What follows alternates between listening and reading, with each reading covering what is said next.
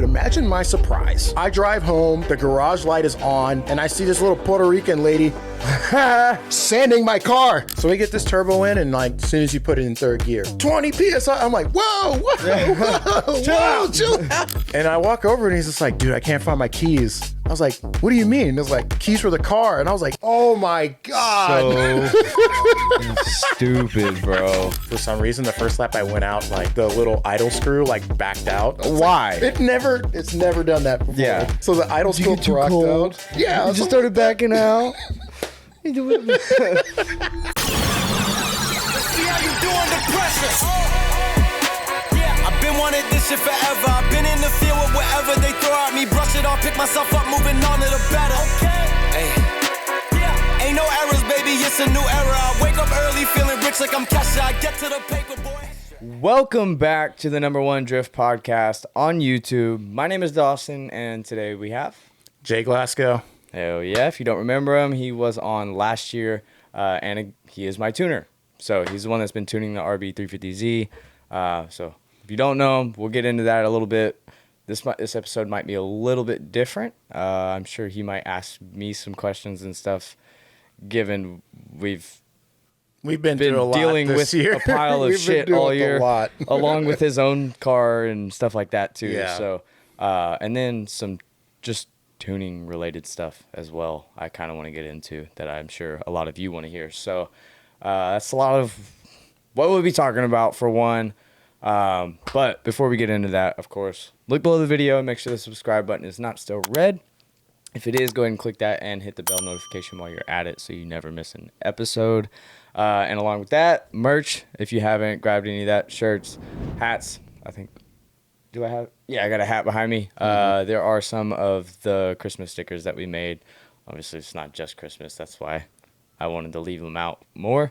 Only made a limited quantity of those. I know they're just stickers, but grab them if you want, along with Grassroots Hero steering wheels. And then hopefully, we have them out by the time this episode comes out. Nasty gloves. I finally gave into the peer pressure and got myself a sim. Now this off season I can get some seat time virtually in the sim at some tracks that I've never been to, or just practice on tandems. And I don't really replicate much, but what I like to is my nasty gloves, because I use those in the car religiously, and it helps keep some familiarity to the budget sim that I have. And you can actually customize these to whatever color you want on 144 Racing. So let me know, what setup are you working with, and what gloves do you like to drive with on the sim? Hopefully those will be out. They'll be kind of the same concept as the steering wheels as well, where it'll be the CircleOfdrift Grassroots Hero design, but you can choose the color that you want so it matches whatever aesthetic or color scheme you have for your car or whatever you're doing. If you want to mix and match, whatever. If you want some of those and want to support the podcast, I'd really appreciate it. If not, I really appreciate you just watching anyways. So, yeah, I'll stop boring you with all of that. If you want to kind of give a short introduction on who you are in case anyone didn't see the previous podcast or anything like that. Okay, so Jay Glasgow, been drifting for about 7 or 8 years or so. I drive a 1JS13. Damn right. Yeah, right. So it's a 1JS13 on a Haltech, Borg Warner. The whole, it's been through a lot. I've had that car for 10 years. Yeah. So, and obviously I was here last year, and we had a pretty decent conversation, which led to you getting to Link ECU, right? Yep. So we got off the Niz tune, got on Link, and then let me just say this too. I know I've said it before, but I did not realize all of the benefits of going to a standalone, even just a plug and play. Yep. If you want to explain more detail on that, you probably could better, but I'm just going to leave it at that. Okay, but see, you had a Niz tune, right? And what were some of the problems that you're dealing with, like the Niz tune? You're like, I have different injectors. I can't find a tuner. Can't find a tuner, right? It's old technology, whatever it is. Which on top of that, he was willing to do it. But with Niztune, you have to have a license, which you have to pay about, I think it was $200 for the license, or find someone to just use theirs. That was way too fucking complicated. By the time I would be able to get the license or figure it out, I might as well just go in and buy an ECU at that point. But Sorry. And I had to point that out. And that's the thing, the whole license thing with like the tuning and stuff. And, you know, it's doing it on a link is just easier. Doing it on a Haltech is just easier, just a standalone in general. And that was kind of what I was just trying to, at that time, I was just trying to get you into that direction where I just wanted you to consider it. Yeah. Where it's like, you know, hey man, like, you know, logging, you can change this, you can add these sensors. Like it doesn't really matter. It's like, as long as you have like a calibration for a sensor, or as long as you know how to hook everything up, like it's just going to be a better experience. And then you can still take that ECU and, you know, run it on, say you want to go from RB25 to RB26. It's really not going to be that big of a difference, right? Going from platform to platform, right? Obviously, if you'd gone with like, say like a Fury or something like that, right? It'd be easier to just repin, right? Yeah. But even then on a plug and play, like you still have so many options, like, you know, just, I don't know, like this, just getting started with it. Like, well, we got 2 expansion looms worth of shit added onto it. I'll just say that. Yeah. Didn't even know what an expansion loom was before that. Yep. Either. That was the other thing. Nor that I was going to have to do some wiring, but that was, yeah. We'll save that argument for another. No, Let's take a break from the podcast real quick.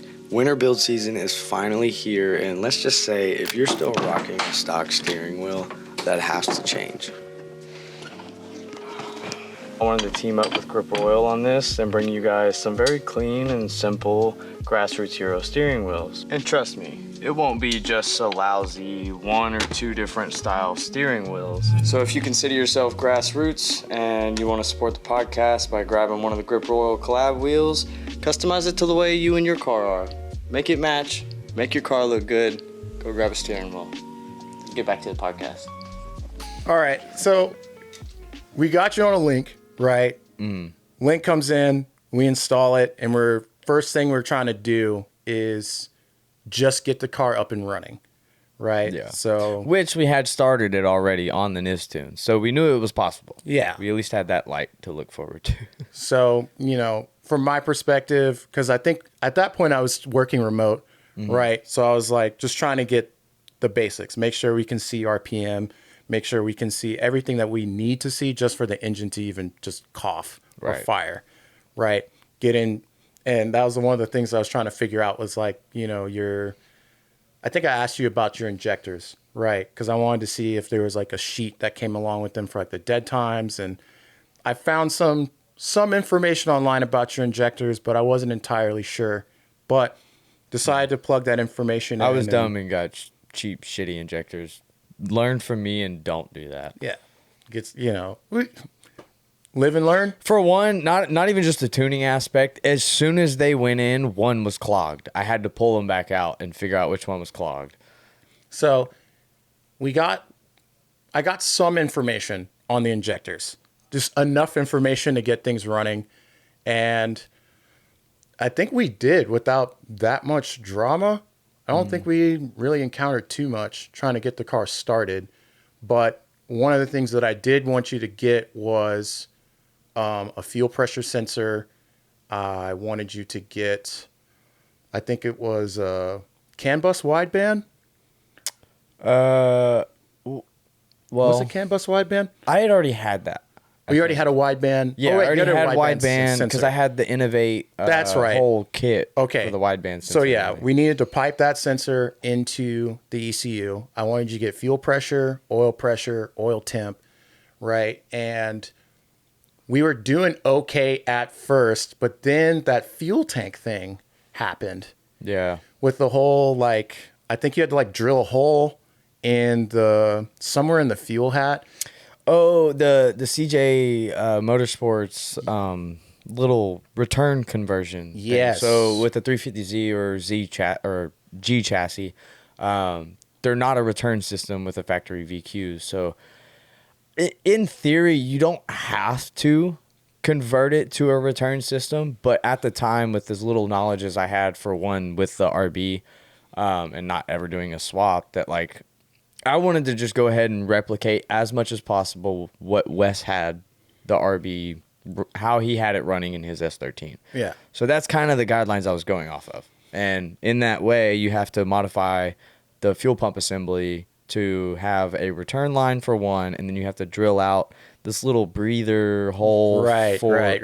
Or is it a breather hole? I don't know. It's something for the pump actually inside the assembly. Right. Because I think what the problem was, because I remember we had to call Fuel Lab at some point because you had a certain which is ironic because all that stuff's going to be going away now. Because I'm getting a Fuel Lab surge tank, so that we can fix our. We'll get into that. Yeah, but at that time you had, I don't know what fuel like pressure regulator you had. I think it was like a no name or something like that. Yeah, eBay bullshit. That was everything that I was getting just to make this car like functional and even start was just cheap shit, just so I can make sure it would even be possible. Right. So we did that. We changed that to a Fuel Lab regulator. And at first I thought it was the regulator because it was just doing some weird stuff. Because once we saw fuel pressure while the car was running, I was like, why is this thing why won't it go any lower than like 60 PSI? Yeah. Right? And it's supposed to sit at like 43.5. Right. And so we're trying to work through this. We're calling Fuel Lab. And I think just like through some kind of research, I think it was Derek Madison told me like if it's not dropping pressure, then it's on the return side. That's the problem. And that's what led us to the research on the whole swap. Or that not the is swap true, kit. yeah. It was like a conversation. I don't know. It was like a 20-minute conversation with Derek Madison on the phone. And I was like, dude, I cannot figure this out. Like, I'm trying to figure it out. And he was like, try these things. Right. And if it's not this, then try that. And I was like, okay, well. It was, dude, I mean, the tiniest, like, I had to drill it out the tiniest bit. Yeah. Maybe a millimeter. If that. Like, it was wild. Just a piece of plastic, tiny drill bit, drilled it out. Everything flowed fine for the most part. And I also think, what if a lot of the fuel cut issue is part of that whole maybe not being big enough still? Is that even possible, or would that like? So, I think with the fuel cut issue, you're talking about the slosh, right? Yeah, and sometimes like because at Polecat, I swear to God, I had no fuel slosh issue whatsoever, even down the gravity cavity. As soon as I lit off back on throttle, coming right up the hill, no problem. It never fuel cut. It was just boost cut. So a lot of that, like that weight transfer at say No Star Bash at Killcare, when you go up onto the bank, like that definitely caused it because it was the car dropped. Okay, like it fell essentially. So how much fuel was in the tank when that happened? I tried to keep it full as possible. Like if it starts creeping below the full line, I probably need to go think about throwing some gas in the car. And so, and that's the thing, because I can't remember if the Z's have the saddlebag tanks.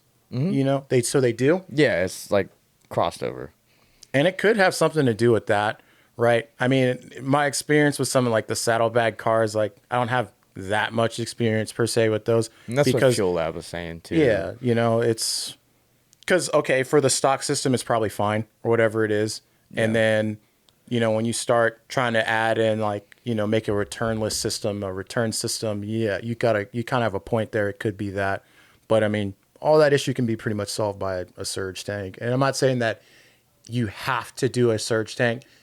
We probably have to look into the whole how you made the system returnless and stuff like that. Or how do you make the system a return system, right? And dive into that. But that Fuel Lab was just saying, like, just don't. Yeah. I mean, just don't make it a return system. It's not necessary to do it. And I mean, you could keep it return and it would just return to the surge instead of the tank itself. So the pump, you would just essentially convert everything back to factory on the pump assembly itself behind the passenger seat. And that would just feed the surge tank. Surge tank would always feed the motor and return to go back to it. So it's never like crossing paths or whatever. Well, okay. Like, however, that's the surge can. The surge. The only job of the surge would be just to be as full as possible, pretty much. Right. At that point. So like, and that's the that's kind of the beauty of a surge tank, I guess, where it's just like you can leave your factory fuel system and just kind of just have it feed the surge at that point. You know, it's not under any sort of like pressure or anything. Whatever's coming into the surge, if its surge is full, it immediately just comes out. So it's not even really building any sort of real pressure, I guess. And then, you know, you just put whatever pump you want in the surge to support whatever power that you need. And you don't have to worry about fuel sloshing issues or anything like that. And so, yeah, I mean, that'll be the fix, you know, going forward. I think so. After the fuel return issue, I want to say the next thing was we were dealing with turbo problems. Was that next? I feel like we were dealing with the turbo problems next. Or we can say we fixed the fuel thing, right? And we wanted to test it. And the first event that we could test it at was Driven Luck. Oh, shit. On January, Yeah, that's yes. right. The Drift Scum Invitational, January 20th, 15 degrees Miserable outside. day. 15 degrees. Dude, it took us like an hour just to get fuel in the morning. Yeah. That was before Renegade was part Yeah. of everything. So now we got Renegade. We're good. Yeah, But right. So we're supposed to be there. Driver's meeting is at 9. We're like, oh, we're only an hour and a half away. So we get up at like 6:30, 7 o'clock. Yep. We're like, oh, yeah, let's go get some fuel. I needed another fuel jug. So we Loaded got my fuel car jug. up at like midnight. Yeah, the car's already loaded. It was like 20 degrees. Yeah. Snow outside. We go to the fuel. We go to go to the gas station. First gas station. First gas station, pumps don't even work.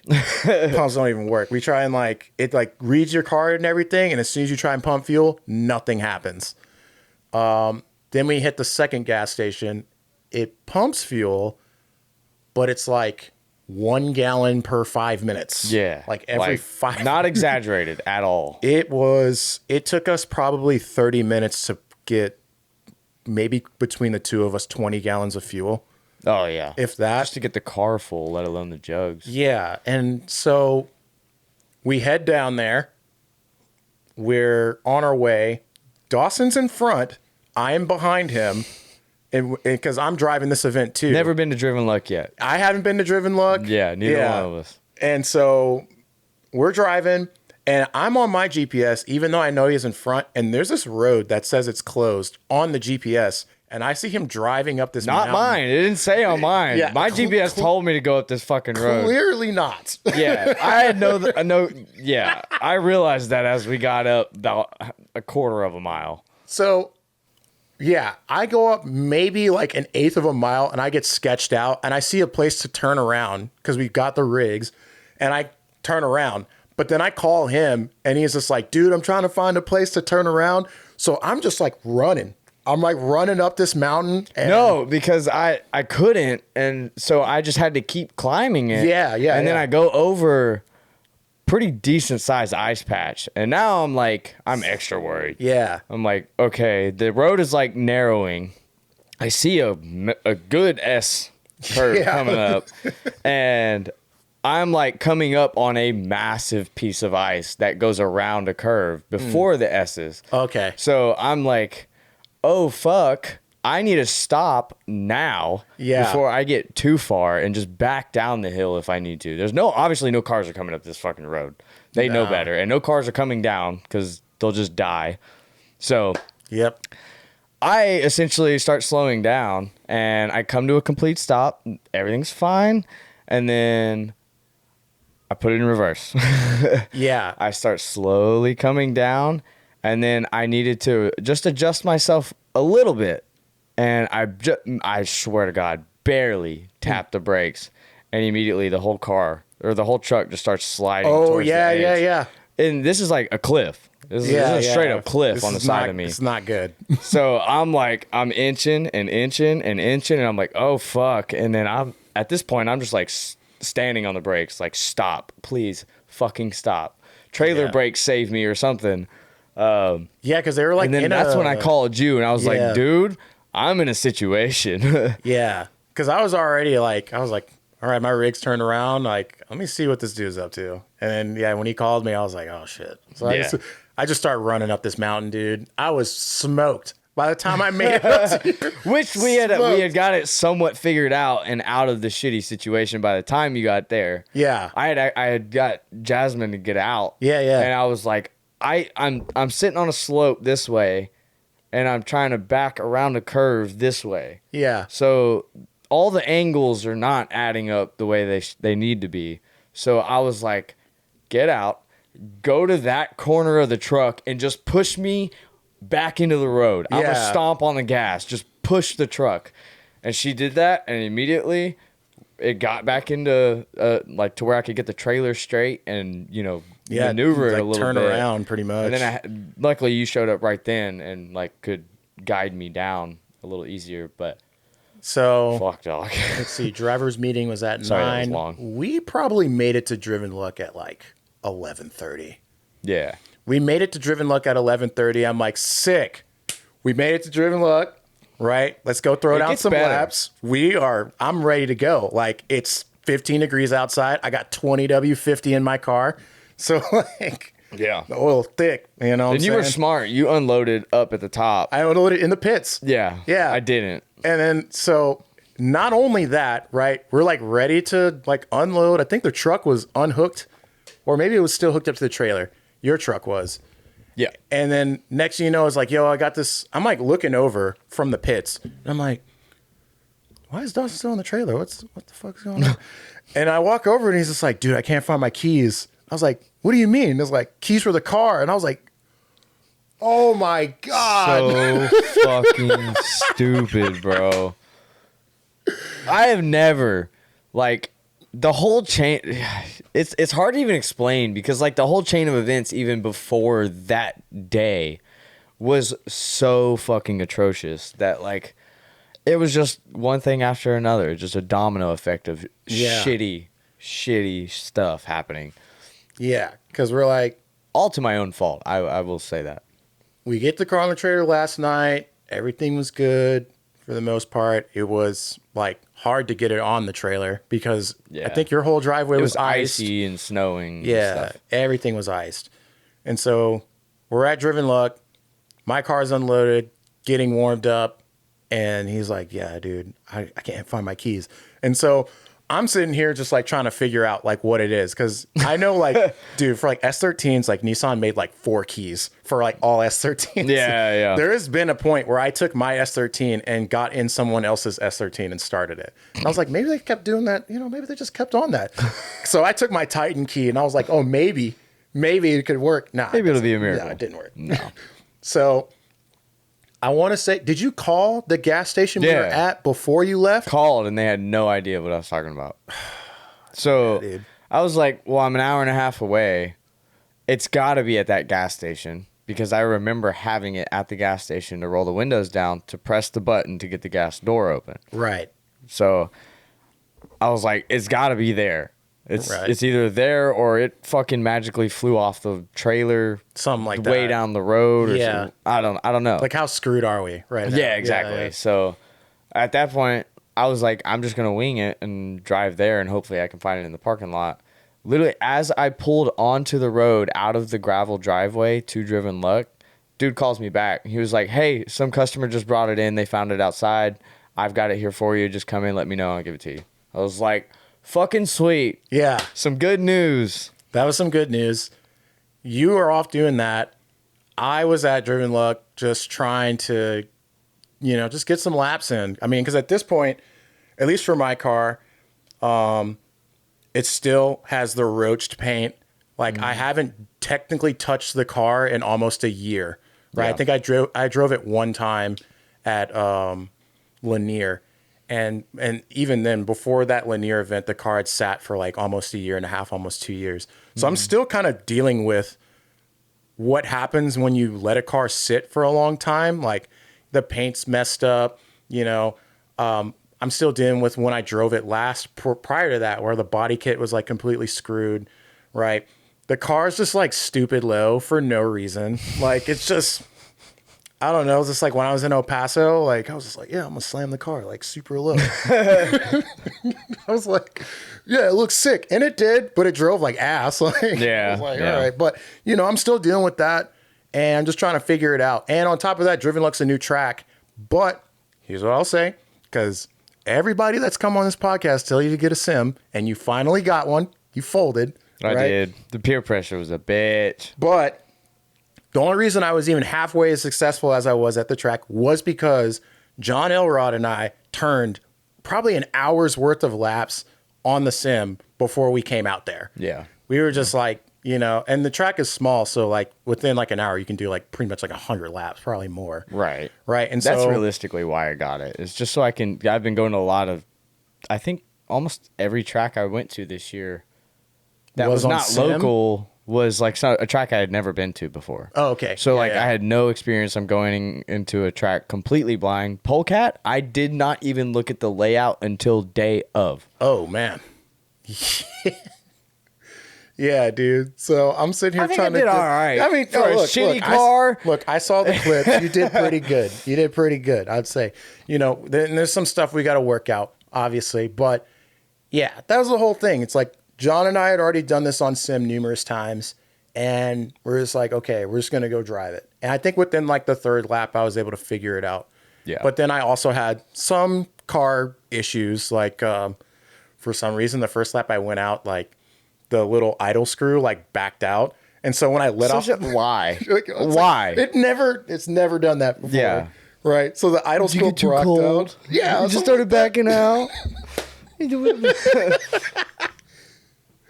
Idle screw racks out.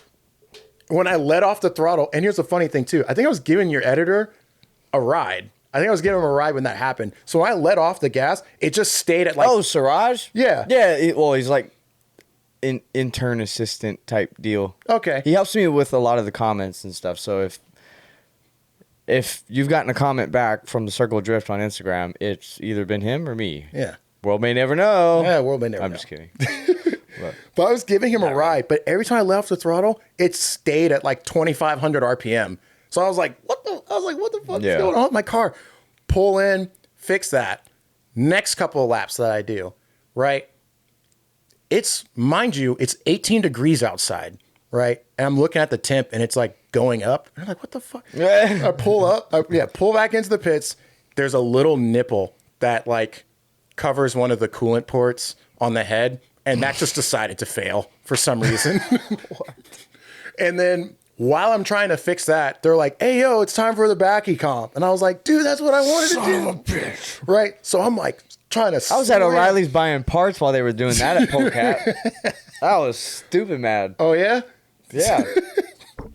So I'm sitting here trying to slam this thing back together or trying to get it right because the port is right behind the hard line for the VVTi. So like yeah. I'm trying to do like the like lazy thing and just take the vacuum cap off and then put a new one on. And Yeah. dude, I should have just taken the line off. I should have just removed the hard line for the VVTi in the first place because then I would have had it done. But no joke, I get it back together and like I'm like the last one to do my 2 laps. First lap, I go out there, I try and like, you know, I'm still trying to feel out the track in that way. And I do kind of a okay-ish entry, but it definitely wasn't backwards. Right. And so for my second attempt, I was like, okay, I'm gonna really have to like try and put the sauce on it. And I did, and I missed from my shift from third to second. Like you can literally hear it, and the RPMs just go whoom, and I'm Yep. like, and I try and save it, and it just looks like garbage. Can't. So I lost that one, and it was looking so good too. Someone sent me the video, and I was like, dude. But Why'd I have to ruin it? finally, you get back, right? You finally get back. I'm like, all right, sick. Let's do some driving. When you get back, they're just like, yeah, let's run it reverse. And I was like, oh, dude, I'm so hate sorry. life. I'm so sorry. Because like I was looking at the reverse layout, and I was like, dude, I don't think this works. Like, and some I people don't like enjoy it. it. Some people enjoy it, some don't. But for me, I was like, I was not one of those people that enjoyed it. But you came back, and it was reverse layout. And then I was like, I think I was asking you some other questions. You're just like, yeah, I don't really have any power steering. And I was like, interesting. We'll see how this goes. Because I've driven a I car. forgot about that part. I drifted a car with no power steering. When I had the RB20 with WiseFab, it had no power steering for a while because I just fried the pump doing something. I can't remember.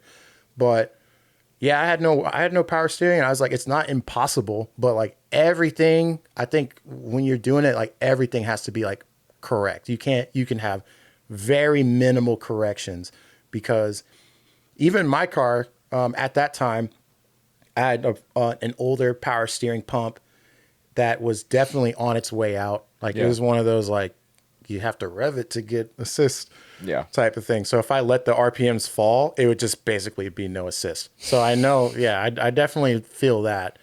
But yeah, you said you had no power steering. I was like, okay, cool. And you're driving it and it seemed to be doing okay. But then I also saw that you'd made a minor miscalculation. Oh, yeah. Backed it into the tire wall. And I was just like, okay. So what's crazy is I was going like, maybe 10 miles an hour right there? Dude, 15 miles an hour. As soon as I hit the grass, the car was just like I'm going to the tires. It was over. And it was just a little boop. Yeah. Just enough to like, was it crack the taillight or something like that? No, the taillights broke from just driving through the grass to the pit area. Yeah. Yeah. It grabbed my bumper and yanked my bumper up, which if the taillights sit on the rear bumper of the 350Z, so it popped them up and just snapped all the tabs. Yeah. I was hella mad about that. Yeah, dude. The whole day I was just trying to like, no, dude, it's all good. We're trying to keep your mood up because like it's been really crappy. Yeah. It's like, what do you say to this dude at this point? Dude, I was like, dude, I know you want to test the go car. curl up in a ball. Yeah. There's nothing we can say, man. Dude, at one point I was like, my car's doing pretty good, dude. You can spin some laps in my car. I won't be mad about it. Like, just have some fun. I just wanted you to turn some laps, because I didn't know how long it had been. I don't know how long it had been since you'd done an event. 3 years. 3 years? Yeah. Yeah. I mean, so I know how that feels, man. Where you spend all this time and money getting your car together and like just things aren't working out like as expected. As bad as it was though, like I did expect something along the lines to happen. I expected it to be more car failure rather than me just being a moron. But you got to learn some way, I guess. But. Yeah. So that was the first event, right? Like I said, freezing. Like I think the high for that day was like 20 degrees. Yeah. So I think at one point, you were just like, fuck this. I'm bouncing out. And I was like, you sure, dude? Like, you're just like, nah, dude. I was like, I am like about to drop to my knees exhausted. Yeah. Just from mentally like having to fix everything. Yeah. Or just the day in general. Yeah. It's just like, bro, it's, we wake up, gas station's not doing like. How many times can you kick me in the nuts in one day? Yeah. Like, come on, dude. Gas station's not doing it. We show up 2-3 hours late. We get almost lost on the side of a mountain. Almost die on the side of the mountain. Yeah, dude. Like, it's like how many more things go wrong? It's like, keys, all this other stuff. So like that happens, and so at that point, I'm just kind of, from my perspective, I'm just looking forward to the next event that you have going to because, we've got some tune stuff worked out on the car at this point, but it's on like the OEM turbo. And, I don't know enough about the particular engine setup that you had at the time to know like, hey, this turbo is dying, Yeah. That's the other thing. And it took us a minute Which was crazy to me because the car absolutely ripped in Wes's car. Yeah. The motor ripped in Wes's car. Way less efficient setup. Like, supposedly made 400 plus. Wes, again, I'm sorry. I really don't think it made 400. It's a butt dyno, dude. Yeah, like it probably felt that crazy. But, like, I don't know. Anyways. Yeah, so I'm just looking forward to the next time that you drive. And I think in between that time, you were trying to figure out the power steering thing. Yeah. Right? Because we were sitting here. I think you replaced a pump. You replaced a rack. I went through 4 racks before the car ever came off of jack stands. Okay. Yeah. So you replaced a rack. And did you replace a pump or did you stick with the same pump? So I had bought another pump. Okay. But, well, yes. it essentially ended up being the restrictors weren't in the pump. Oh, okay. So I had Yeah, to yeah. get a new K pump. I remember that. Okay. Yeah. So And then I remember you were in talks with Chase about the whole power steering setup. he was the only reason we were able to figure that out because of his guys there had the knowledge and like just knew what to look for inside the pump, whether the restrictors were there or not, and blah blah blah, and just figuring out how we should properly route it. Because I may have mentioned this before, I don't know, but when I bought the power steering line kit from Chase Bays, they obviously didn't make one for an RB swap. So I had bought it for a 2J swap. So the fittings were like technically the same. It's like close. But it was based off of what the dude did, not Wes before me, but whoever owned it, the RB before him, welding that stupid AN fitting onto a bolt with a hole drilled through it. Right. Instead of an actual like banjo restrictor fitting that it was supposed to have. And then on top of that, he had the cylinder restrictor completely taken out of the pump as well. Okay. So I was like, I don't even know how to get one of those restrictors back in there Yeah, nah. in the first place. So Yeah. So like I said, I remember you dealing with that, and that was kind of a hurdle to get over. And then I can't remember what was the next event that you did after that. It was like was it CMP? Well, the next official event was CMP, but I went out and tested the car at Driven Luck again. Yeah. Just as Mid-Pond, too. like a private day. Oh yeah, Mid-Pond was the Mid-Pond. first event. That's what it was, Mid-Pond. Right. And I remember we were texting back and forth, and you were saying that the car was doing some weird stuff in second, where you're just like, it just has no power, no boost. And at that time, I think I was only seeing like 5, maybe 6 PSI. Yeah. And so I wasn't really sure what was going on at that time. And I was like, you know, this isn't, I know the Neo turbos have like the ceramic in them or something like that. And you can't do like more than like 10 PSI. And I was like, well, okay, we'll just do like 10 PSI in this thing, 'cause it's not a Neo turbo, and we'll see what happens. And I was giving this thing like a good bit of like wastegate duty on the boost controller, and it just wasn't doing anything. Yeah. And I was like, something's going on. I don't know what, but something's going on. Like, and obviously I'm not there. I'm like in Georgia. I think while we were doing that, while you were driving, I don't know, I was like, maybe I was at work or something. I don't know. At that time is something like that. Yeah. I don't know. So, and the turbo had a little bit of shaft play already at this point. So like we knew the turbo wasn't going to last too much longer. The fins are pretty bent up on it. So, yeah, you know, so car's not making boost, and it's not doing anything in second gear. I think you said first gear was like, you know, it was cool, but like second, as soon as you dropped in, it just bogs. Yeah. And I was like, I don't know. I just couldn't put my finger on what it was.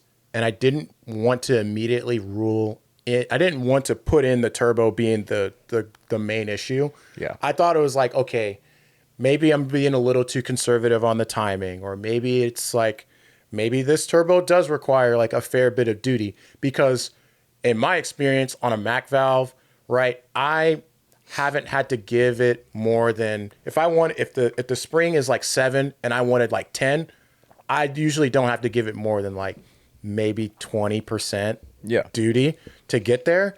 But I'm talking like, bro, when we're sitting there like doing 35, 40, almost 50% duty, and it's not doing anything, I'm like, something is wrong. So I was like, maybe something I'm doing, maybe it's something else, right? But, you know, it's like, we got to try and figure it out, because yes, the car is at Mid-Pond, but I then felt bad because, you know, the car isn't like, you had the livery on and like all this other stuff. I'm like, sick. The car should be bitching. Like, it looks cool, right? And I was like, now it just needs to match it, right? But, you know, it just wasn't. So I felt bad. And I'm like trying to work this out, like whatever it is. So there was that.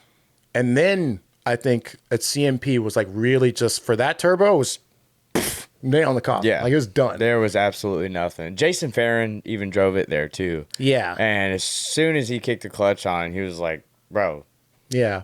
And he wanted to say tune. Yeah. Before I saw that. I know. And before he ever even like got to really see what was like going on with the car, the turbo setup, all that stuff. Like he didn't really know much about the build itself. So and on top of that, we were still doing a 360. We were still doing the not the three. Well, yeah, it was the 360 tooth wheel, the trigger wheel. oh yeah, that we was was on the factory wheel. He was still on the factory wheel, and we were talking about that because before mid pond, car wouldn't start. Yeah. I remember that. Oh, yeah. Car wouldn't start, and I'm just like, dude, I have no idea. That was the reason I had to do the livery outside because I pulled it outside to wash the car, and immediately the car wouldn't start after that to pull it back in. So I had light and heat and everything. Yeah. And yeah, it was. You got That a ended new up being Kaz. just where I had placed the ECU was bad, and from Yeah. all the stuff I had taken out of the car, there was a hole just directly over the ECU that was just dumping on the connector. Yep. So So That so took you a ended up while. getting another Kaz. I remember you ended up getting another Kaz because car wasn't starting.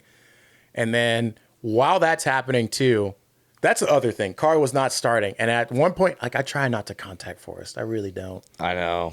But there's some times where I'm Shout like, out to you, Forrest. I Forrest. really appreciate you, I was dude. like, hey man, like If you don't know who that is. is, big tuner here in the South. He works Yeah. for Link ECU. Great fucking dude. Yeah, awesome guy.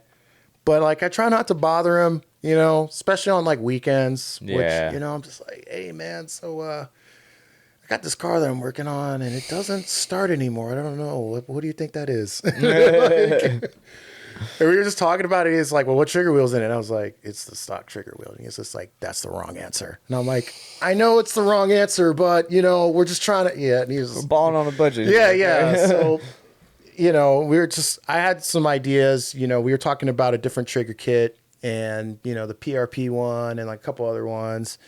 And you're just trying to make it through the weekend at that point. Yeah. And CMP still. I was ready to blow $1,000 Yo. for a trigger kit right there, dude. Yeah. So we were sitting here and the CMP was kind of the same deal. It was just like, we're just trying to make it through the event, right? Turbo is just kicking the bucket, dude. It's not Yeah. firing off at all. And then I was still running a blow-off valve at this time, too. that too. I And had think a that was cheap, leaking. shitty blow-off valve, which was like completely stuck open. It was letting as All much air. air out as possible at all times. Yeah, I remember that. And then let's see. Yeah, CMP was just not good. And I think after that, we tried to do, because I remember you had another eBay turbo. Another eBay turbo, Brand new. brand new. Yeah, same, brand new gate too. I remember that. Yeah. And something was up with that gate. It's same deal. Like the gate would just get blown open at like 3 PSI, Yeah. right? And it just wouldn't make any boost. Well, it wasn't opening all the way or That- something. oh, So we had yeah. to modify the downpipe because of the door what was getting 6-bolt stuck. flange or whatever those flanges are. Yeah, I think what you said, the door was getting stuck on Yeah, the because it inside. didn't go all the way up to the top, the actual downpipe. So I had to make an extra, Yeah. Yeah. piece to the downpipe that connected to that flange. Weird. So that happened. And then, yeah, again, like the turbo just wouldn't make any power. It was just, I think you had done like a private day at Driven Luck, and I was getting videos, and I could just hear how like pissed you were. Yeah. And I was just like, oh my God, dude, like, I'm telling you, dude, the car is going to be sick. We just got, Yeah. you just got to trust me, man. Trust me, the car's going to be sick. Trust the process, Yeah. man. And so, yeah, it's just car wasn't doing what it was supposed to do. It was either way overshooting or just wasn't doing anything. Yeah. And it was like this so weird thing in between. And we needed to get it right for the Drift Mansion. That's the other thing. I wanted to make sure. I was like, bro, I swear the next event that this man goes to, I swear it needs to be right. We got to do something, right? And so we were looking at turbo options, right? And I was like, you could be a Borg boy, like your boy. Yep. But I also know, like, and Juku sells a lot of Garrett products. So I was like, okay, we'll just do, what is it? We found like an RB25 drop-in replacement, basically, where it's just T3 already and it's internally gated and it's a 3071. Cool. That's a sick turbo. Yeah. It makes great power, right? We get that turbo in. I think you sent me a video of you starting the car, and it is just pissing white smoke. Oh, I was yeah. like, what? Yeah. I was like, no, it's not supposed to do that. Oil was just going all throughout the turbo. Yeah. Again, just my shitty building mistakes, didn't make the return line properly. That has to be the problem. I ended up changing almost every line around the turbo after this. Yeah. Just to be sure of everything. But it had to have been that because just the angle and everything, that it was all flowing. So that was why that ended up happening. But it scared the living fuck out of me. Yeah. Because, I mean, we dropped like, I think that turbo was like $1,700. Yeah. Something like that. Mm-hmm. And I'm like, dude, there's no, and I was like, there's no way I think that's like the retail price. Yeah. And then even then I was like, I'm sitting here thinking from where I'm at, I'm like, there's no way that these people sent a brand new turbo, and there's no way that this guy has such bad luck that he gets a turbo that just leaks internally. Yep. I'm like, there's no way, dude. There's no way. And so we were about to send it back and everything. Yeah. And let them look at it and do all that shit. And dude. So we get that going. Which, no, we did send it back. Oh, they yeah. did the initial test. And then they were like, we couldn't find anything wrong with it. We can do like the second stage of like testing for it, but that usually takes around 8 weeks. Yeah. And we didn't have 8. That was like either pushing it right at the deadline to where it needed to go in the car, or it was over the deadline. I can't remember, but it was way too close, so we just went ahead and got it back. Yeah. So we got it back, install it. We're doing some testing, and testing is going good, right? It's going good, all things considered. However, slight issue. And I don't even know why this is still an issue, but because basically after I've talked to some people about it, and I said like what the problem was, which was the overboosting thing, they're like, oh, is it internally gated? And I was like, yeah. And they're like, that's why. And I was like, okay, then why is this being sold as like a drop-in style thing where it's internally gated, right? Because that was the whole thing. It's like, we do an internally gated turbo. Why? Because you don't have to change your downpipe. You don't have to change too much stuff. Like, we're just trying to keep it as simple as possible. Mm-hmm. So we get this turbo in, and like, as soon as you put it in third gear, 20 PSI. I'm like, whoa, chill out, dude. Yeah. Well, actually, no, it didn't do that, because even when I got to the Drift Mansion, I was still having boost issues.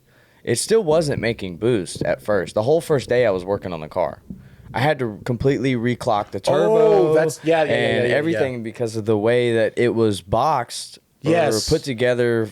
I guess the way that's clocked from factory or whatever. Yeah, it just the angle of which, even still after the fix, the angle of the actual arm was never straight. Like, I could never get this arm straight, no matter which fucking way I twisted the wastegate or the arm to the wastegate. I even tried making an extra bracket for the waist or for it, and like I physically couldn't. I had to like add extra threads to it, so force it to go in more onto for the arm of the wastegate, so that I could get it shorter, so I could make it actually straight or relatively straight. And then on top of that, once I did that, I had to force the arm over onto the gate door and to keep it shut. Yeah, just to get it to like get on, so I can get the cotter pin in it. Like, it was like an inch off that I had to force the arm over, which was then putting pressure on the wastegate. Would jamming the wastegate up, so it was getting stuck, either open or closed or whatever. Okay. So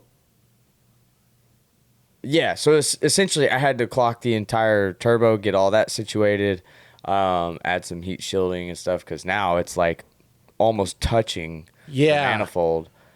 But that was all because of Forrest. Forrest was there with me that time and like actually telling me. And then the car actually started to do what it was supposed to. Yeah, I went out for a lap and like my body was in the hatch. Yes, and I remember seeing the video and I was just like, thank God the car rips. I was like, I knew the car could rip. I knew it was there, right? But I was just, Ah, dude, because I wish like I was rolling in car. I was screaming, dude. I was so fucking happy. There's like, I don't know if I could compare it to many other things that like spark that much joy, dude, I in like totally one get split it. second, because Yeah. it was you would just have to understand all of the nonsense that I've put up with this pile of fucking shit, which I know some of you guys can, Yep. because you've gone through it. Yep. But oh my god, as soon as it lit off, I was screaming, and it was just second nature. I knew exactly what to do for the most part. And obviously keeping the RPMs up was new to me. Yeah. For boost stuff, but And we're still trying to, get everything refined out. But yeah, I remember at that time seeing the videos that you sent, and I was super hyped because I was like, dude is finally able to drive the damn car, man. Right, I was dude. just so happy for you. And like, I don't know, like I was happy, but I was like, okay, let's keep going. Let's see what else we can do with it. And, and just enjoy it for now. Right. Cause I think, at the Drift Mansion, you still like second, you're not, you're not flying, per Right. se, like you would be at say like a Polecat or something like that. But yeah, I was definitely hyped at that point. And then I think after that, we were trying to just like kind of figure things out, maybe do a little bit more boost or something like that. And that's when we started running into like the overshooting problem. And that was the thing that was confusing me because I was like, this is a drop-in turbo. Like, why is are there we boost creep? Yeah, why are we creeping? But we just I just kind of set the safety where it needed to be, so it just wouldn't hurt the motor. Because I knew you still had a roster of events that you had to do. So it's like, obviously we can't just get another. We can't just buy a manifold and buy a gate and then change the downpipe and do all this stuff, because I'm like, okay, if you want to go top mount, manifold, probably a decent one is like $700 at minimum, right? You can probably get away with something cheaper, right? But if it would be a matter of whether you On top of that, like it. I also don't know what manifold will even work either, because too. nobody has this swap really. I think there's one dude that did end up going top mount, so I could ask him what he runs, but I'm pretty sure it was just some cheap eBay one. Right. So I was like, I mean, okay, that makes sense then. So you're trying to figure that out, and it's like we can't really go top mount right now, and we don't have a way of modifying your current manifold to accept an external gate. So the only thing I can do is tune safely, right, to an extent, right, of where the boost cut is, and then try to make that boost cut kind of just curb it, kind of overshooting, and just kind of gently let you know that you're hitting the limit per se. Yeah. Right. That was kind of where I was trying to do in that sense, because I knew at some of the smaller tracks, like you're not making enough steam to like over boost like that. But when you start hitting the bigger tracks, you might. So I was trying to do that. And like I said, just trying to make the car last through the roster of events that you had.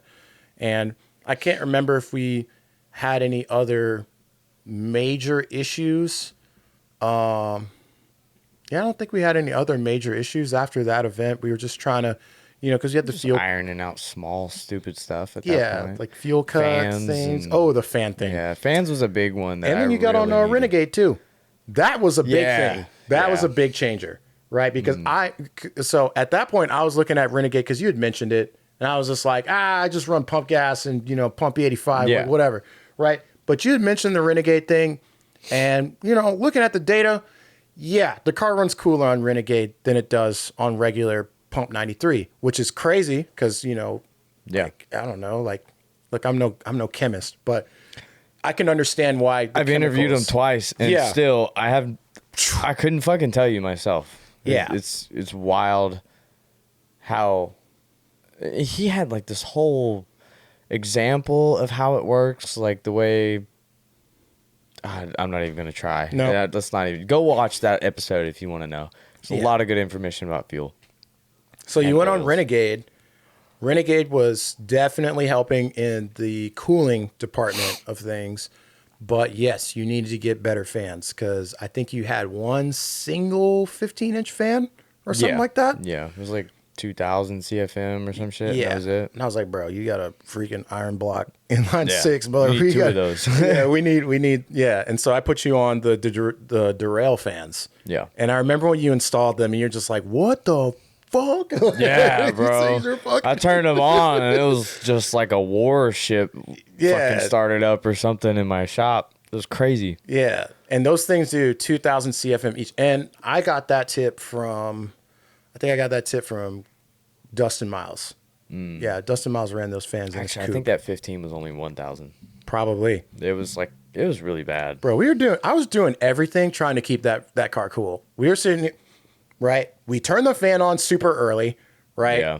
We turn the fan on super early. When the car starts to get hot, you pull it in. The car's going to be doing cyclic idle for like 90 seconds. Like 90 seconds to like 2 minutes almost, right? We're doing cyclic Is idle. it cyclic or cyclic?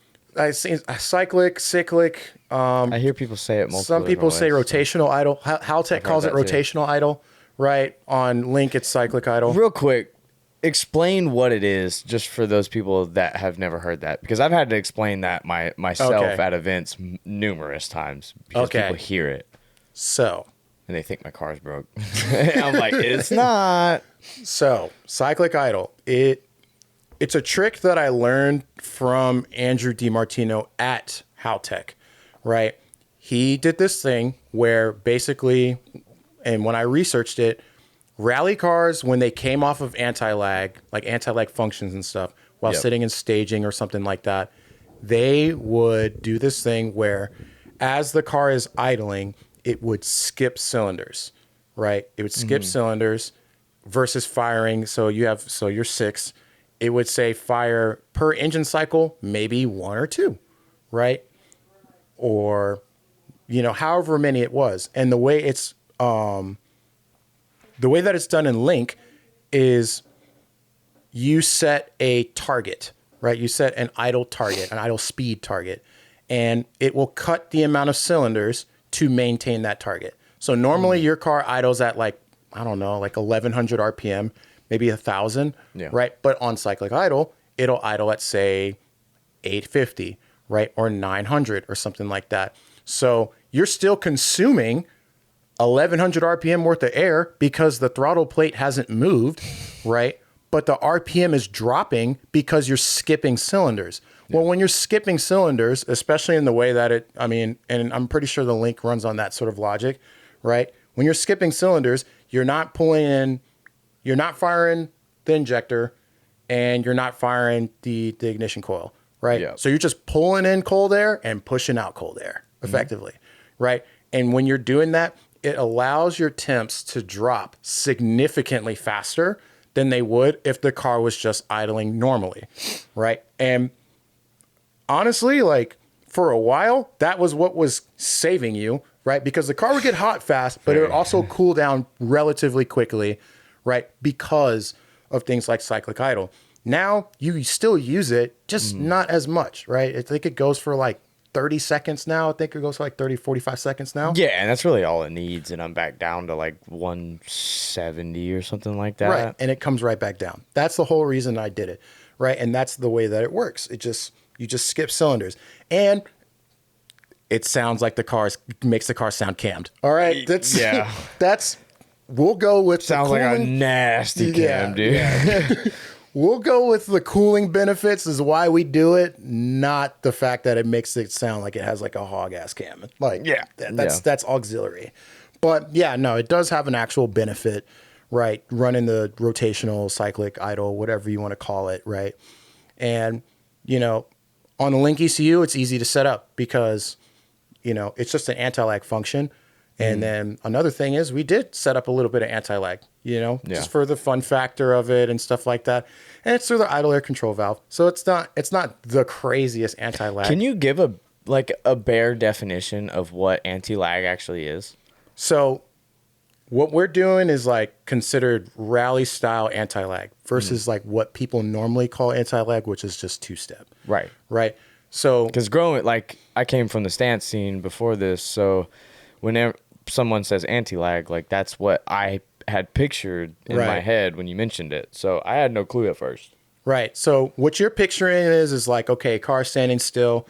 You press the clutch. There's a switch on your clutch and say a switch on your handbrake, and you mash the throttle and you set a rev limit to, say your rev limit's normally like 7, right? You set it to like 4. And to maintain 4,000 RPM, right, it reduces the timing of, you reduce the timing a lot and you add a bunch of fuel and it just, the pops and bangs, right, spool up the turbo. Now you can make boost while standing still, right?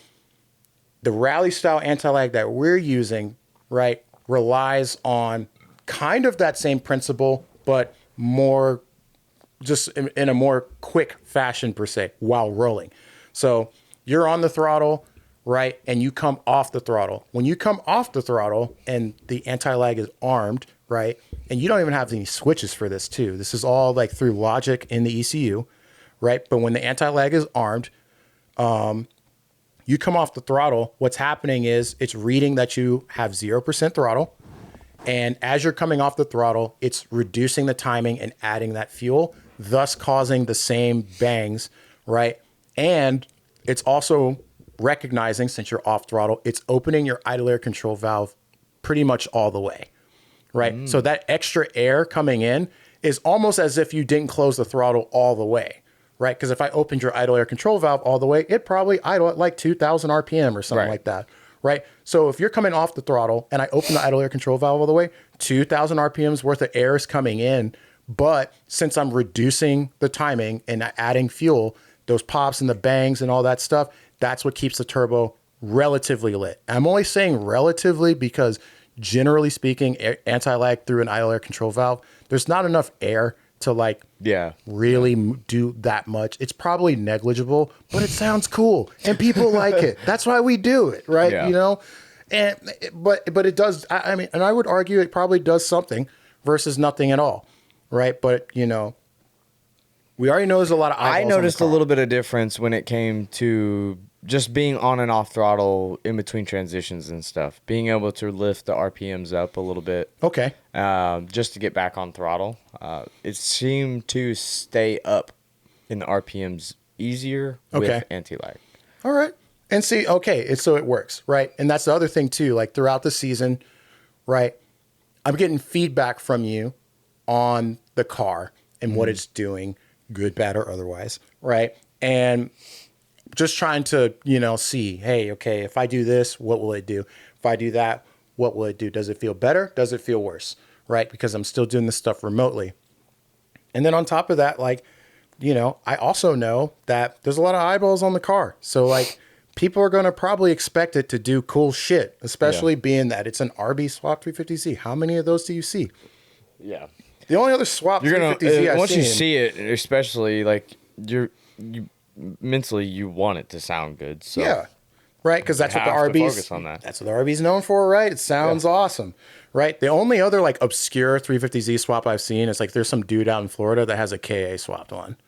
Yeah, is one of the Drift HQ guys. Yeah, that is the craziest thing I've seen. Yeah. Like A car, fuck. it's a sick car. so The car is good. sick, right? But like because the KA usually gets like shit on. But Oh, I know. yeah, like That thing's.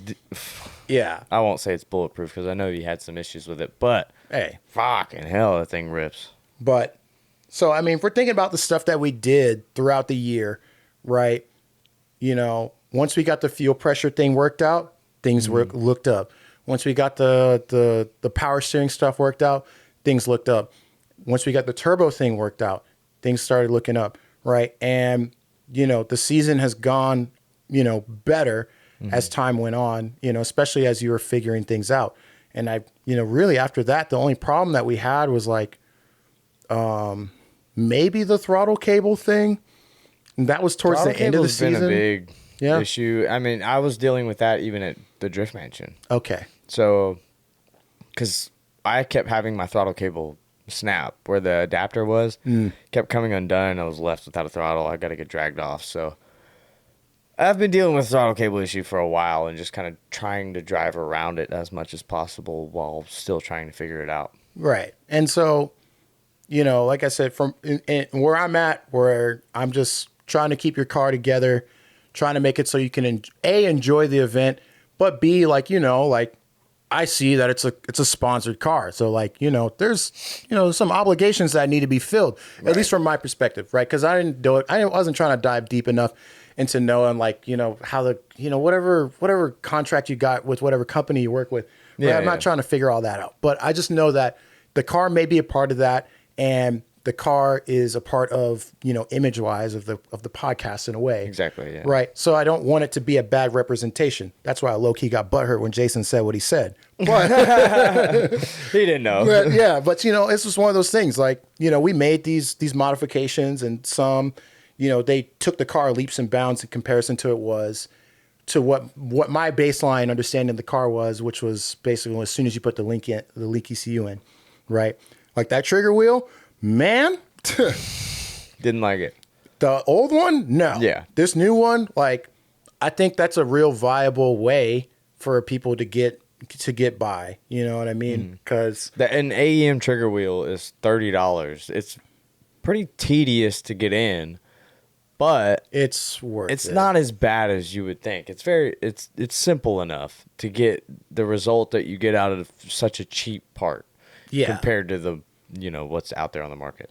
Yeah. And then on top of that, you didn't have to get like a $900 whatever trigger kit thing and do all this extra stuff. Or wait a month for the NZ kit to come in because it's from New Zealand or whatever it is. Right. And it's nothing wrong with those companies, right? And it's nothing wrong with waiting or anything like that. But, you know, when you're on a timeline, you know, we're trying to, you know, get bang for buck here because, you know, it's not like it's not like the budgets are unlimited here, right? Yeah. And then on top of that, we're trying to get on track realistically, right? And that trigger wheel, it's like, oh, the car's not struggling to do what I needed it to do before because, you know, sometimes we were picking up trigger errors. Like that's one of those things that will stop a car from doing whatever it is that you need it to do. Yeah. You know, my buddy Gavin with his S13 is a perfect example.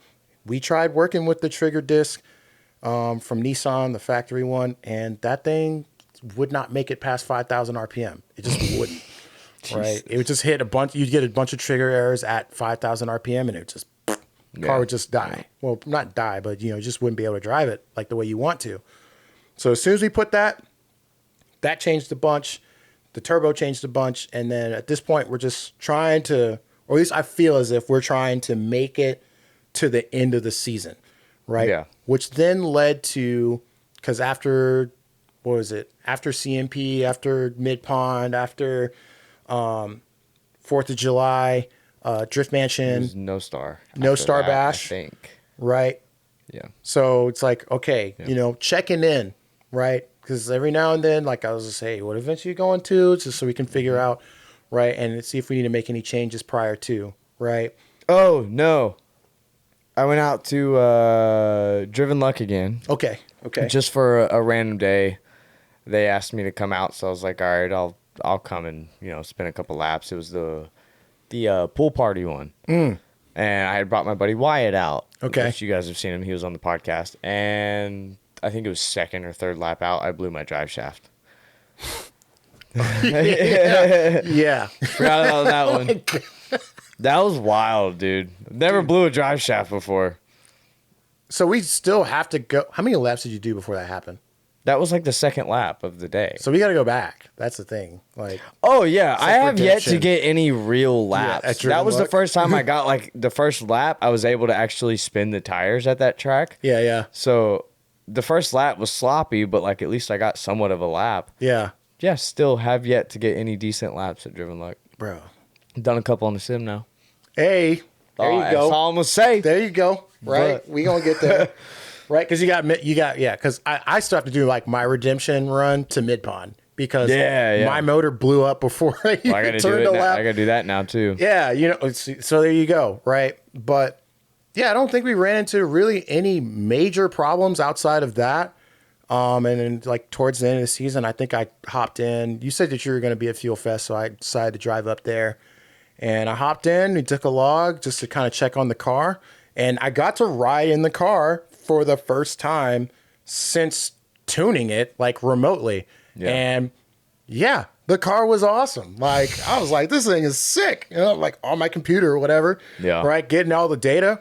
And dude, everything is working out the way that it's supposed to, you know, and it's still relatively conservative. I just want to try and keep everything together, you know, not do too much timing, you know, before peak torque or anything like that. Just kind of keep everything going.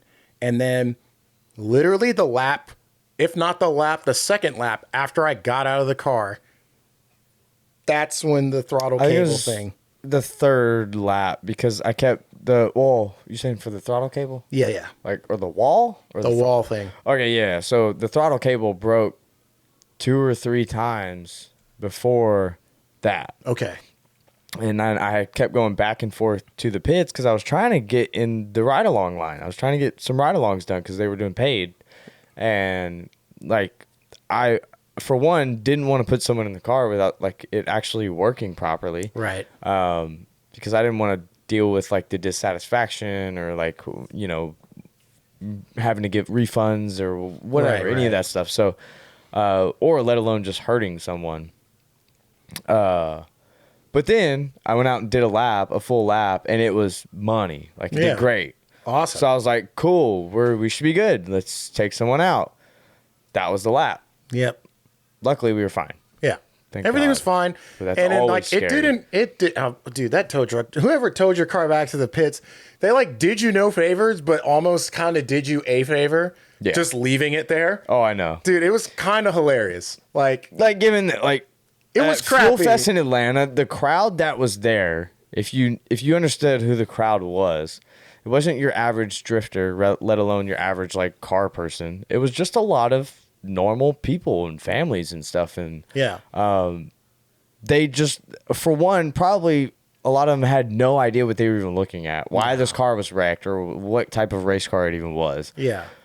But they saw my rear wheels and how cambered it was and tucked, and they're, I'll take a picture.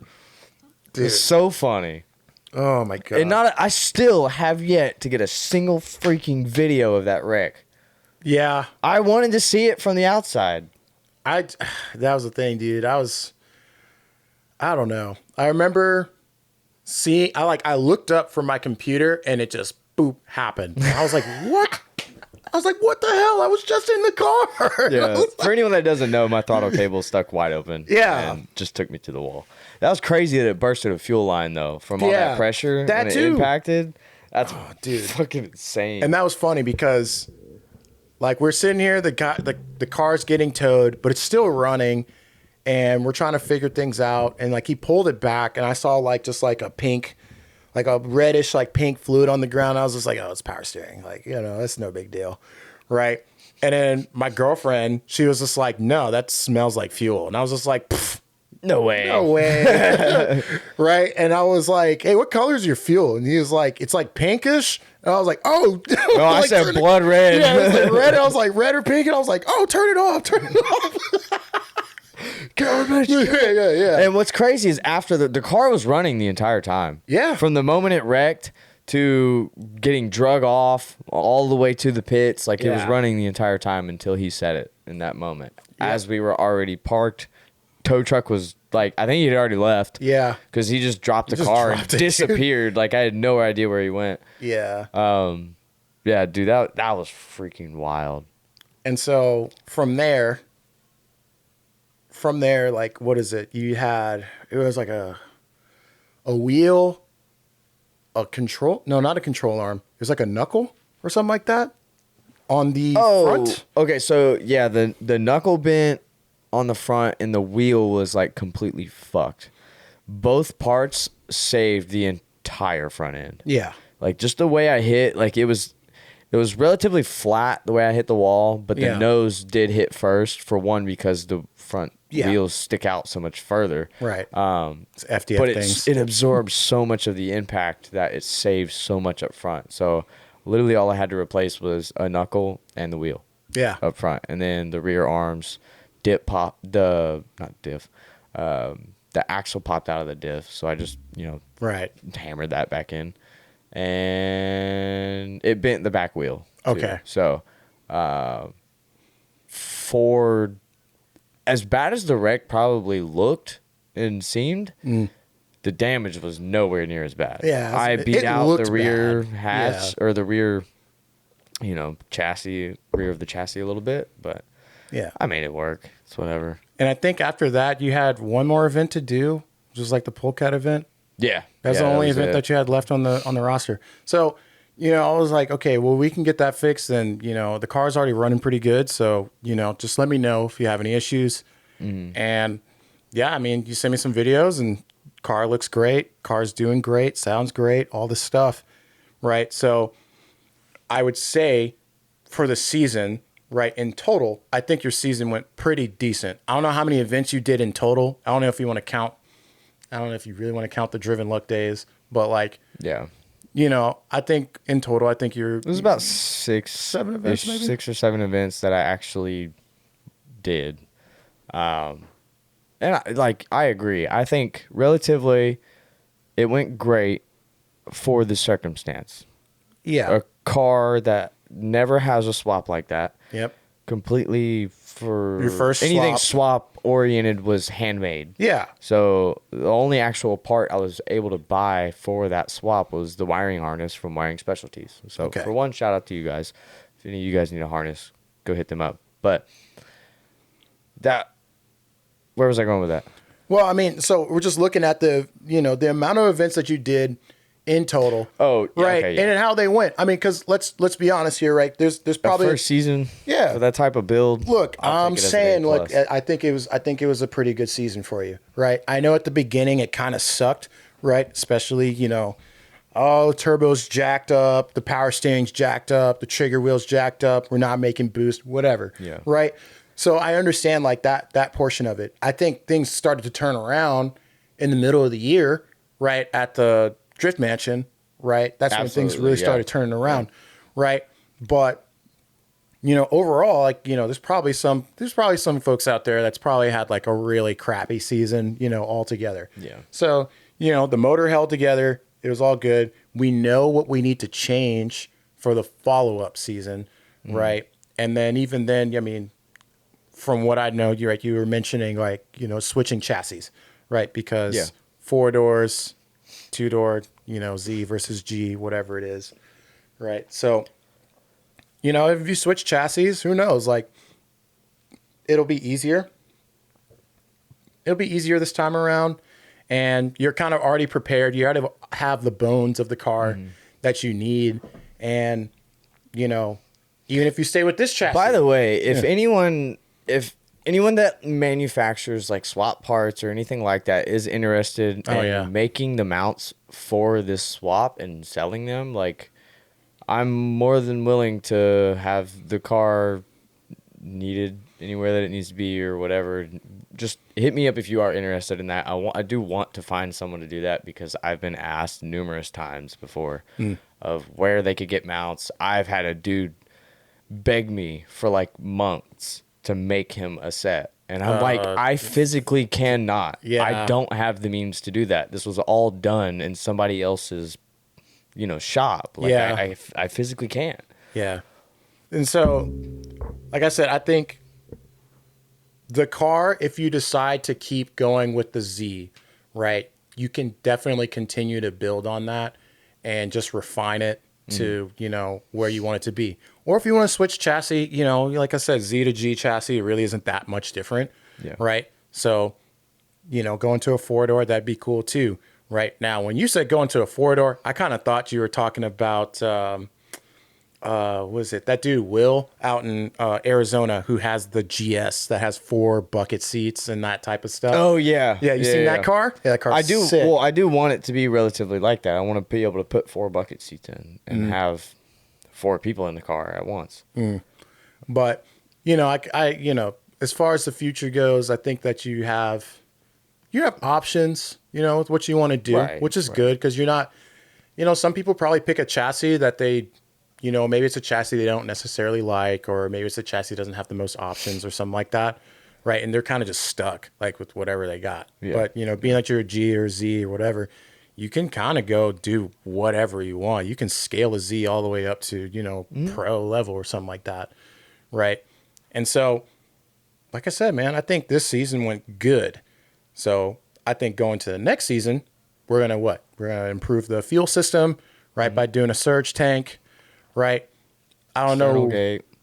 External gate. We'll be doing external all that. gate. That was the other thing too. So, while this should be getting injectors. So I do want to get some Works injectors. Okay. Get something that actually has A data movable sheet. info that we can go off of. Yeah. And obviously, we want to go E. Yeah. We wanna go E85, E85. I already told Renegade Yep. we're on the E85 train for the year. So Yeah. And so we'll do that, and the car will make a lot more power, a lot safer, and, two-way thing. We were talking about that. Oh, We're both yeah. doing two-ways. Bro. probably, I don't know if I'll be able to get to that per se this year. Okay. Unless It depends on it'll that thing I just was depend telling on you about. budget and everything. Yeah. So- Because, what was it? So the whole two-way thing is so interesting because it's been popping. You talked about it. Well, let's say Josh talked about it. Then Mike talked about it. Yep. And now we're talking about it. But Off podcast, off Dude, the internet in general, yeah. I've talked about it so many times since then. And the thing is, at first I was still skeptical, right? Mm-hmm. Because no one was able to give like an accurate description, like a A versus B. This is what the car behaves like with a two-way versus this is what the car behaves like with a welded.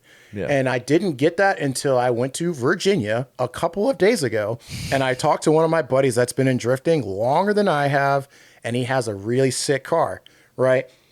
And he let me in on like, oh, his whole team runs two ways. Right. And I was like, oh, well, You're not news to gonna me. believe this, but I need to talk to you. I was like, yeah, I've I got was some like, questions. news to me, dude. And, I was like, oh, dude, I thought you were running well this whole time. He's like, well, I tried to weld it. And this is back, the story he told me was basically, in the video he showed me was at, Richmond International, back when, the Ghost guy was running it. And he showed me a video of him running a two-way and a video of him running a welded, basically. And the video of him running a two-way, you can see when the car enters into, and it's like a Maihan style, right, layout. When your car goes into turn one, right, he pitches the car in. One, the car's turn in is so much better, right? Because you're not fighting the fact that the wheels do not want to spin at different rates, right? A different video I watched said that when you're running a welded, you basically have to overpower that, right? Yep. Which warrants a different driving style than with the two-way. But he's able to get turn in a lot better, so the car's a lot more snappy in that way. And then he showed what happened on the actual turn going to the right. And you can see that he pulls the handbrake briefly, lets it go, clutches in, so the wheels in the rear are unlocked, and the car is still traveling at the same angle in the same direction, and it doesn't want to straighten up. So I'm not going to say that a two-way is going to maintain the angle or something like that consistently. Yeah, there's way more different suspension geometry that goes into that. Like for me, I run a lot of Ackerman, so it'll still probably want to straighten. Right. But Just it will driving sustain normally. that angle just a hair longer. And the main thing that I can see is when he's trying to drive himself out of the corner. Because what I'll see is he will unlock the diff by pushing the clutch in, and then he'll lock it back up by pulling the clutch out and putting on gas. And he'll constantly lock and unlock it. And that fashion of driving basically allows the wheels to find grip at different points while in that unlocked state, right? And he showed it like, this is what my footwork looks like with a two-way, and this is what it looks like with the welded. And the way that his footwork was very similar to how my footwork is on a sim.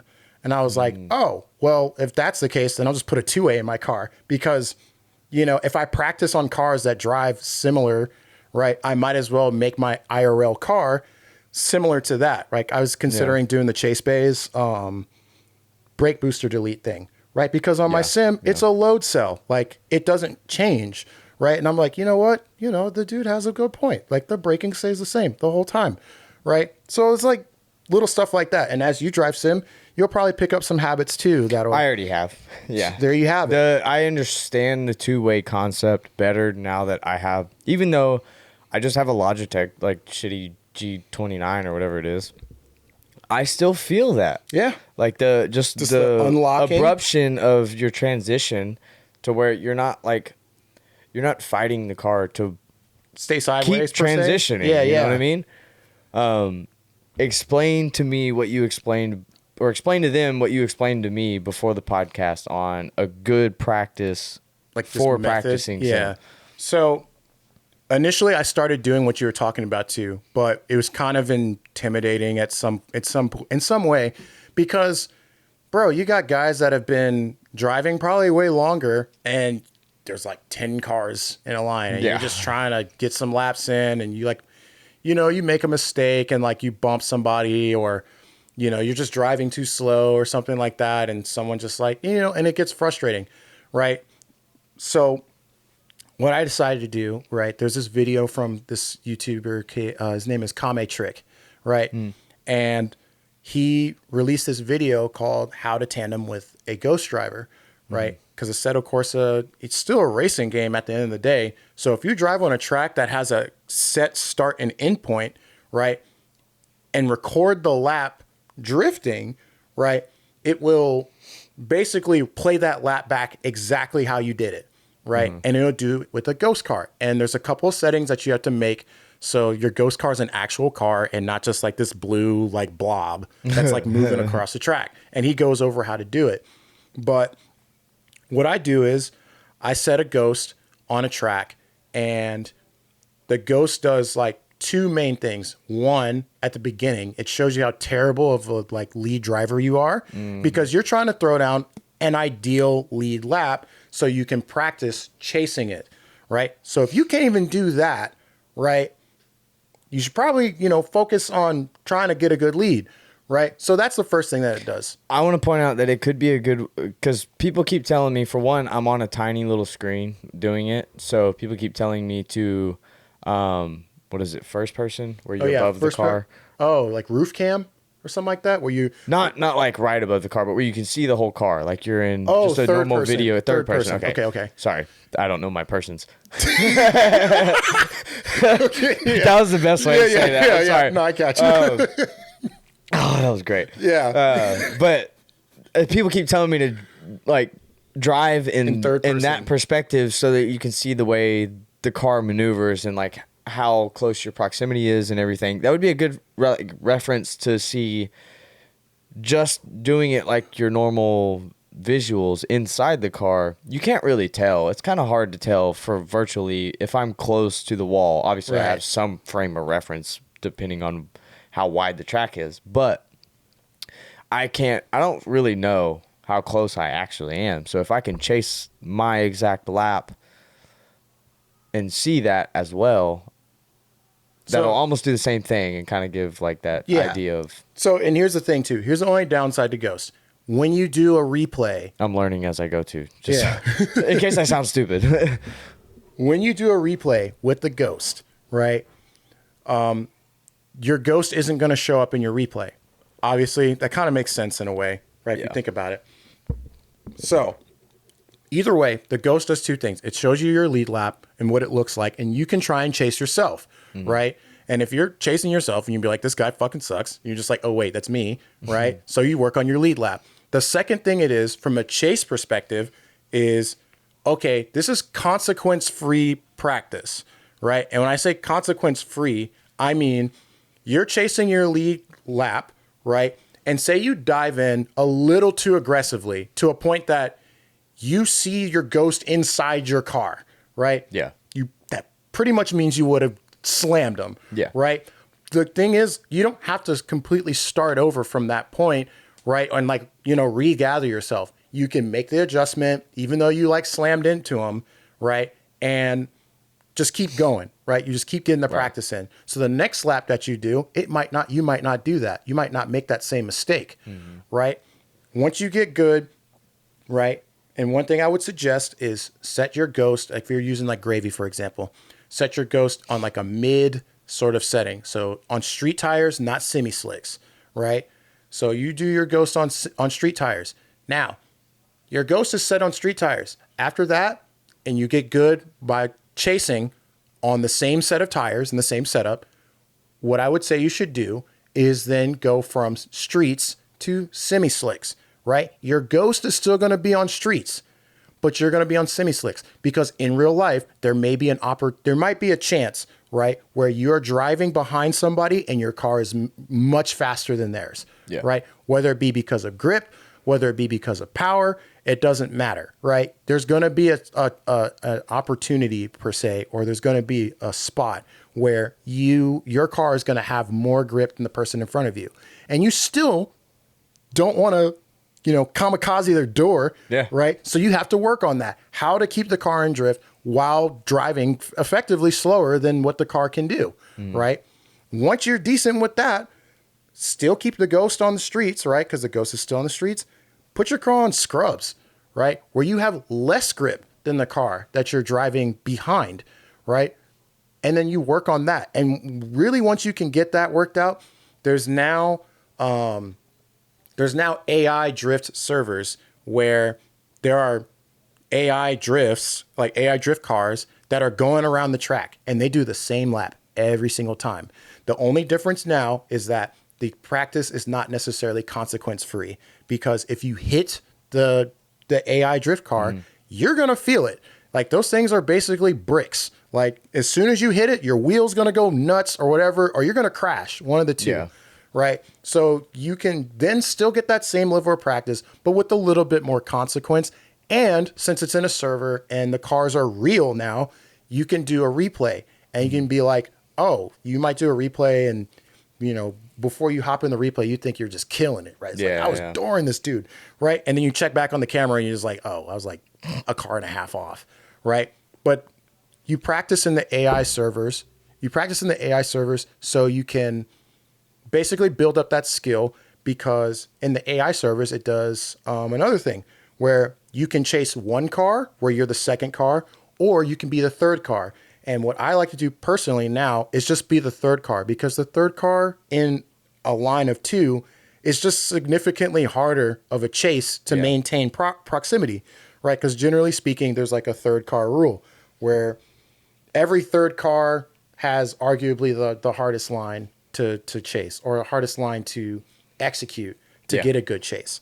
So you'll get on that third car slot and you'll, hammer it, trying to keep close. But again, it's not consequence free, right? And once you feel comfortable with that and you can do that, now the only difference between your driving skill then and what you're trying to move on to now is any amount of variables, right? Because remember, the AI is going to do the same lap every single time too. So you can just predict, right? After a while, you just know, like, okay, they're going to transition at this point. I can set up here, blah, blah, blah, right? And you're just reading it, which is good, because you should be reading the car. You could read the car ahead of that car if you're in the third car, or if you're just chasing one car, you can just read when the car is about to unload and transition, right? So then you hop into a public server, right? Where fucking, Joe Blow, whoever that just got off work, right, is just trying to get some laps in, and you can read his car.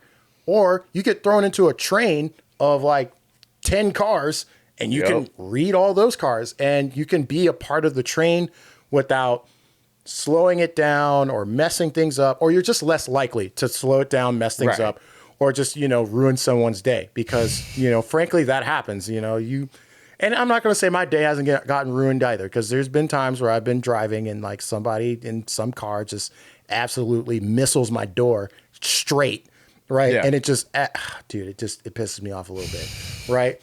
So, you just don't want to be that person.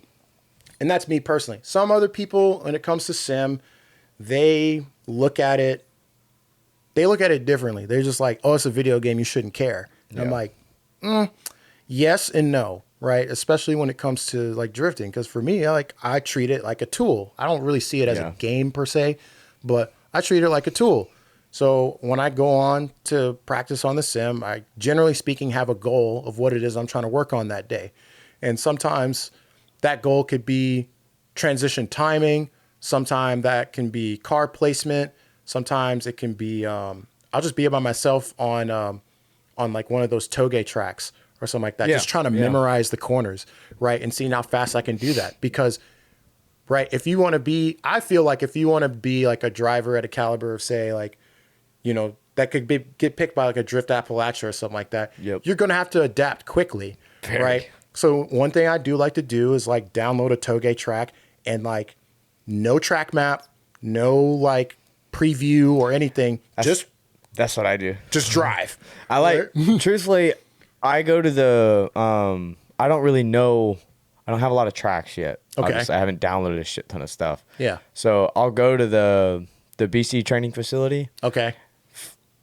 Screw the actual layout. Yeah. I go to the offside where they have that little road course section that goes up to the top of the mountain or whatever. Mm-hmm. I'll do that the entire time.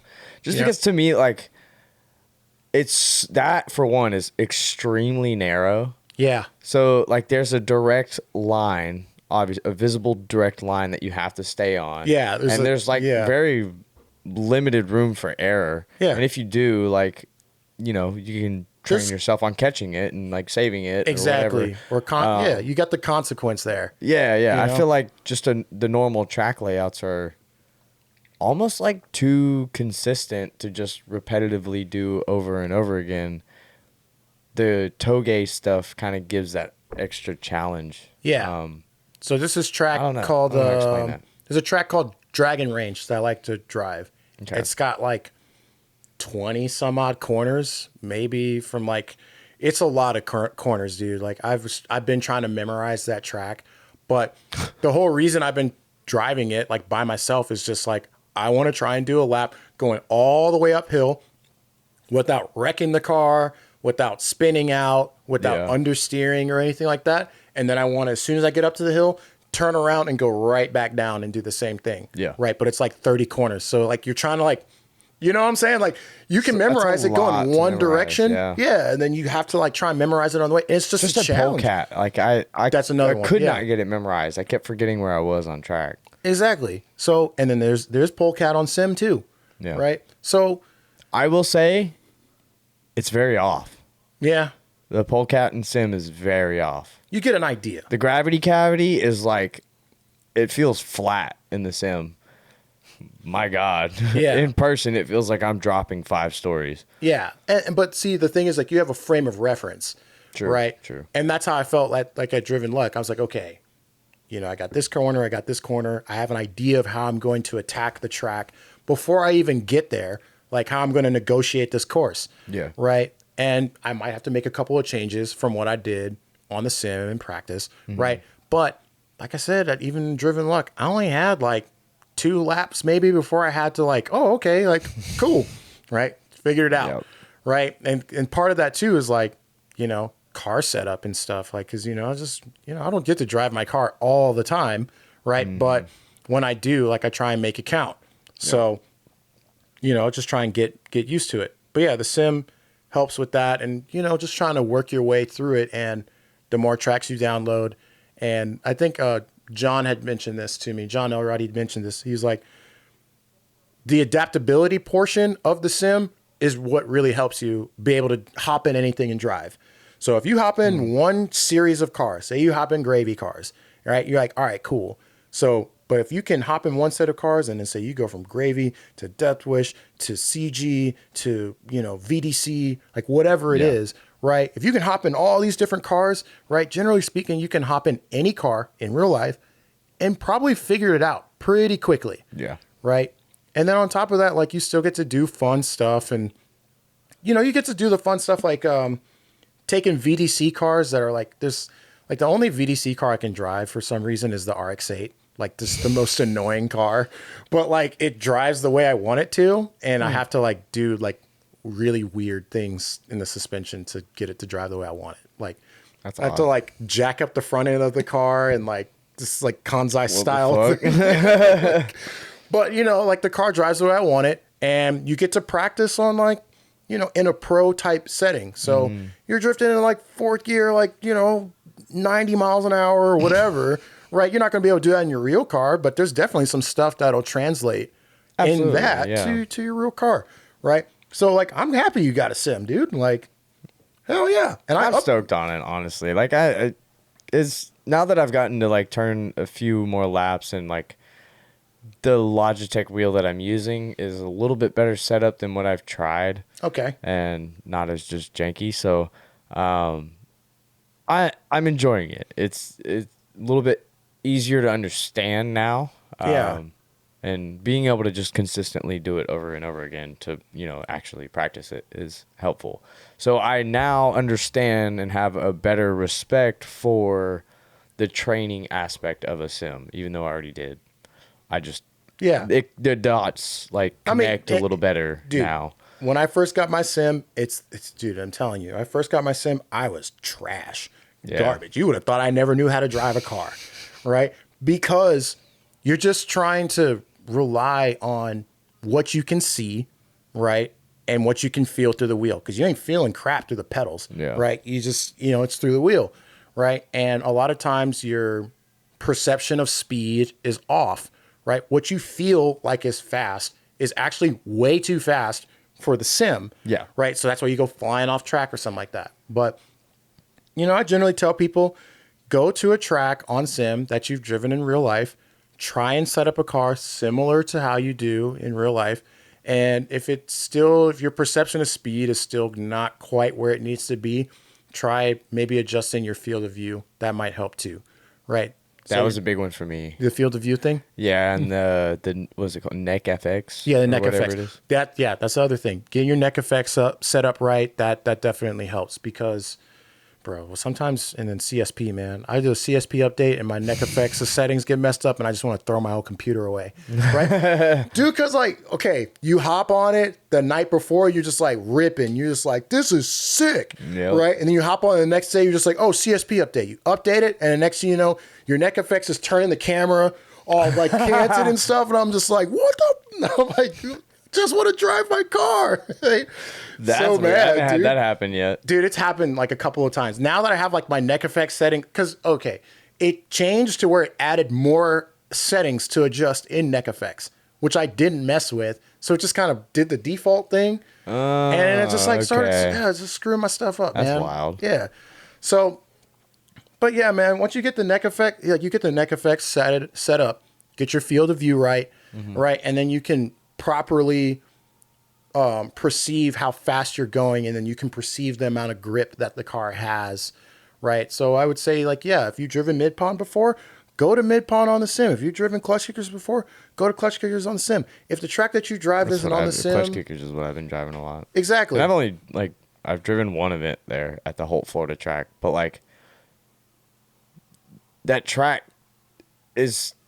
I don't know what it was about that track, but it's so good and it flows so well. It does. And it's just so consistent yet technical at the same time. So you have there's plenty of transitions ways. Exactly. Yeah, there's it's a practice a straightaway with a good entry and plenty of transitions of a lot of decels and powering back out of a decel zone and you can work on timing. I love it. Dude, transition timing. You can work on it so good at clutch kickers and stuff like that. And then on top of that, dude, another thing, when it comes to sim stuff, bro, just get on with your homies if you can. If you can get on with your homies, drive with them and stuff like that, because, you driving with them then makes it so when you drive in real life, one, y'all trust each other a lot more, right? Y'all can get a lot closer without that real feeling of any danger, per se, because... I did a little bit. I mean, I was driving sim quite a bit when I did the day after event. But really when I was like, okay, I'm going to try and get close to my homies and actually do some decent tandem is when I went to Fall Double Down in November, right? And that was a crazy event for me personally because my parents came to the event. I've been driving for so long. My parents have never been to a single event. Damn. Not That's one. wild. And and maybe that's just a common thing, or maybe it's not. I don't know. But my parents. I'd probably say it's more common than you think. Yeah, my no one in my family is into cars like I am. Well, I think a lot, especially being a mom, a lot of moms just don't. It scares them. Yeah, right. They think they don't. Yeah, you're doing dangerous stuff. If they stuff. have to give in to the fact that you're going to do this sport, they more than likely don't want to be there to watch it Yeah. in case that moment ever happens. So yeah, my parents came out to the event, man. And first of all, that event was also my birthday weekend. So I was like, y'all better come out. That's cool. Right? You know what I'm saying? Yep. Like, but I was like, yo, dudes, I'm like, you guys, like, guys, I've been doing this for a long time. And like, you guys have never come out. Like, you know, and you guys aren't into cars like I am. So like your perception of cars and how you view cars is different. Right? They view cars, like a lot of people view cars, as an appliance. Right? It is the thing that gets you from point A to point B. Right? You can have some, you know, emotional attachment to it somewhat. Because, you know, my parents, they do have cars and they are somewhat emotionally attached to some of them, right? Especially ones that have been around for a while. But they don't have the same relationship to a car that I do, where I'm just like, I done tore this thing apart 3 times. Yeah, it's probably like as you know, much as what type of bed sheets they like to buy. Yeah, you know what I'm saying? Like, or like your favorite, you know, your favorite place to go. You know what I'm saying? Like you have that type of thing. A thing that exists in your life that you like. Exactly. So, you know, they came out, and not only did my parents come out, my girlfriend, her stepfather, and her mother came out. Damn, right? hell yeah. And I was cool. like, dude, like I that was a surprise to me. I'd be like, fuck, I'm nervous now. But I was like, you know what? This is going to be awesome because I get to show these people that are in my life the things that I do outside of work, right? Because outside of that, all they know is that I'm in the military, right? And I just yell at privates all day. Like that's what they know, right? Why are you sucking up on my excellence? Yeah, yo, oh my goodness. Right? That's all they know. So I'm like, okay, this is stuff that I do outside of work. And it's being that my parents are like not really car people, right? Especially my mom and my dad, they like think that what I'm doing is like, you know, kind of a waste of time. You know what I'm saying? Like, why do you do the things that you do? Right? And I'm just like, because it's fun, obviously. Yeah, it's not a disappointment. Yeah. Duh. Like, right? But, you know, and they came out. So Fall Over Down is Friday, Saturday, and Sunday. Mm-hmm. It is a lot of driving, dude. It is a lot of driving. Yeah, I'm sure. Matt, the organizer, he was super cool when I talked to him. And I was in a driver's meeting, and he was basically saying, it's like, dude, you need to treat this thing like an endurance race, not like you know, like don't wreck your car the first night. Yeah, it's not a 100-meter dash, dog. Let's. So I took that to heart. You know, I took it to heart, and you know, I took my time. You know, I do like I do what I normally do. I'll do like 2-3 laps in succession, take a little break. Yeah. Right. Do 2-3 laps, take a break. And it just kept going and just doing the laps. But yeah, that first day they came out and I kind of just showed them like, hey, this is what we're doing. And this is a team, right? Because this is the first time they're meeting drift scum. Right. And my parents, like, you know, especially my mom, she's like, you know, proper, that type of stuff. So when you say like, oh yeah, we're a bunch of scumbags, you know what I'm saying? Like she's a little turned off by that. I was like, Mom, like it's in context. Like, you know what I'm saying? Yeah. Like also like drift scum like was like super old name technically if you think about it. Right. And I was like, it's in context. Like, you know, what's a scumbag? Like, oh, yeah, someone that freaking breaks a control arm is stuck on track and holds the people up for 20 minutes. Right. That's what we do. Right. You know, it's not on purpose, but it's just that's a thing. Right. But, you know, they're watching it. And my mom, she got into photography recently. And my dad's retired and stuff like that. So it's just, you know, they had the time. And I was like, here, Mom, I'm going to show you how to do media on moving cars. Right. And what that looks like. Because I've done media for so long. And I'm going to show you exactly what it is that I do. Right. So the next day, right, I take my girlfriend's stepdad for a ride. Right. He's loving it, dude. Absolutely loving it. He's sticking the GoPro out there. And he's just like, oh, my God, this is so sick. Right. And like, he's stoked. Right. And so I'm stoked. Right. And then it's time, right? My dad, right? I was like, all right, Dad, come on, get your helmet on. Let's go. Right. We hop in line, right? He sees all the other cars around too. And like, we're sitting in line and he sees a Corvette, right? And like, it's just a red Corvette, my buddy Alex, right? And he's just like, that's just like a regular car. And I was like, I mean, yeah, it kind of is. Pretty much. You know, it just has an angle kit on it, right? I think he's got like an FDF Mini. So the car still looks relatively normal. Right. And I was like, yeah, like people get into these cars and they drive them. You know what I'm saying? Like, and, you know, I don't know, like maybe just thought about that a little bit more. And so we go do our laps, you know, I do a couple of chases and, you know, a couple of leads and he's having a good time. And then finally it's like my mom, like, you know, I'm like, okay, I can't fuck this up. Oh yeah, you can. I can't, right? Because I'm like, dude, because the last time my mom tried to ride in my car for anything, I was trying to take her to a car meet and I got a flat tire on the way. Oh man. So she's like already got this bad impression of like the whole car thing. She's like, why you got this piece of junk? Like, you can't even make it there. Why do you have this? Yeah. So I get my mom in the car and we do a couple of chases. I think had someone spin out in front and I was just like, okay, well, it's no big deal. We did the rest of the lap. Yeah. She got out of the car and she was just like, you still owe me another lap. And I was like, what do you mean?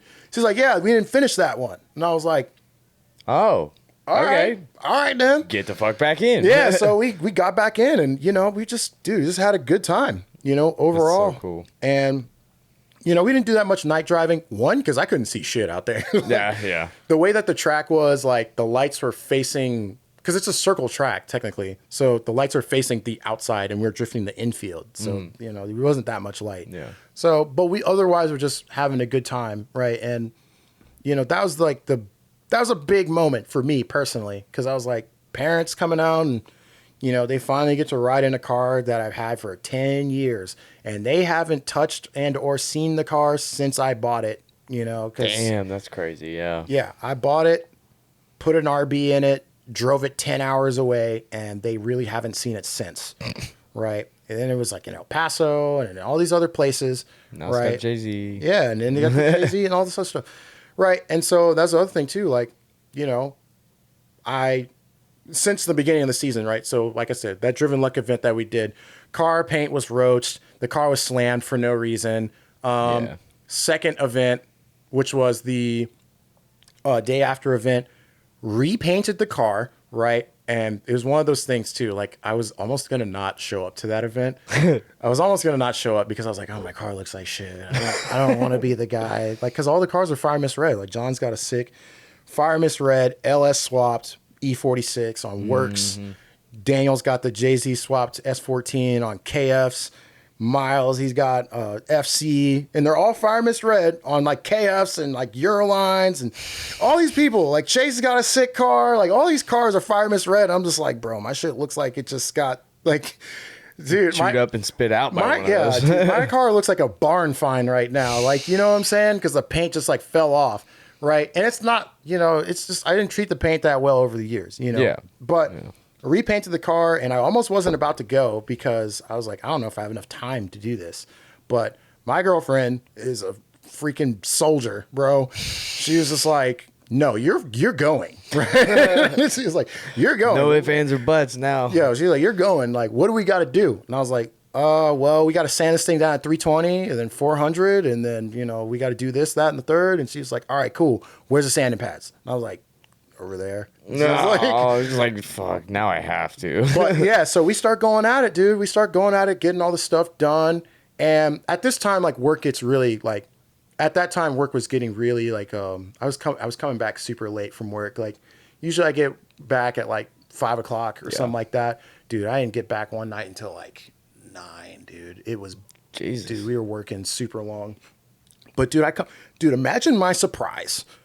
I drive home, the garage light is on, and I see this little Puerto Rican lady sanding my car. And I'm like, babe, I was like, I told you didn't have to work on the car today because I wasn't going to be here. Yeah. And she's like, no, you're making it to the event. And I was like, that's cool, babe.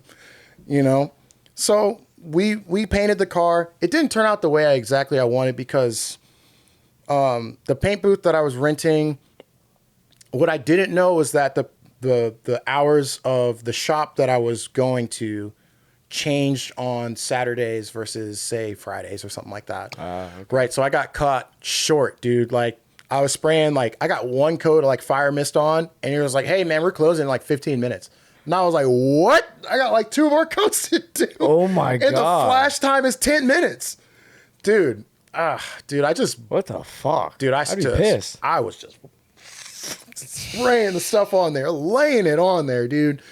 And yeah, I mean, the car's red. It's all red now. It looks like freaking Rhino liner, but dude, like it's whatever, dude. It's like a 20-footer. And with the kit all on and all that stuff, I'm not too upset. I mean, I'm going to redo it, but it was enough to hold. Sucks. You know, so, but I know next time it's just like, okay, I'll rent 2 days rather than just the one because I did all the prep that I could. So all I had to do is just spray it. But nah, dude, I when it comes to like, oh, like you get there and it's like, all I got to do is just spray it.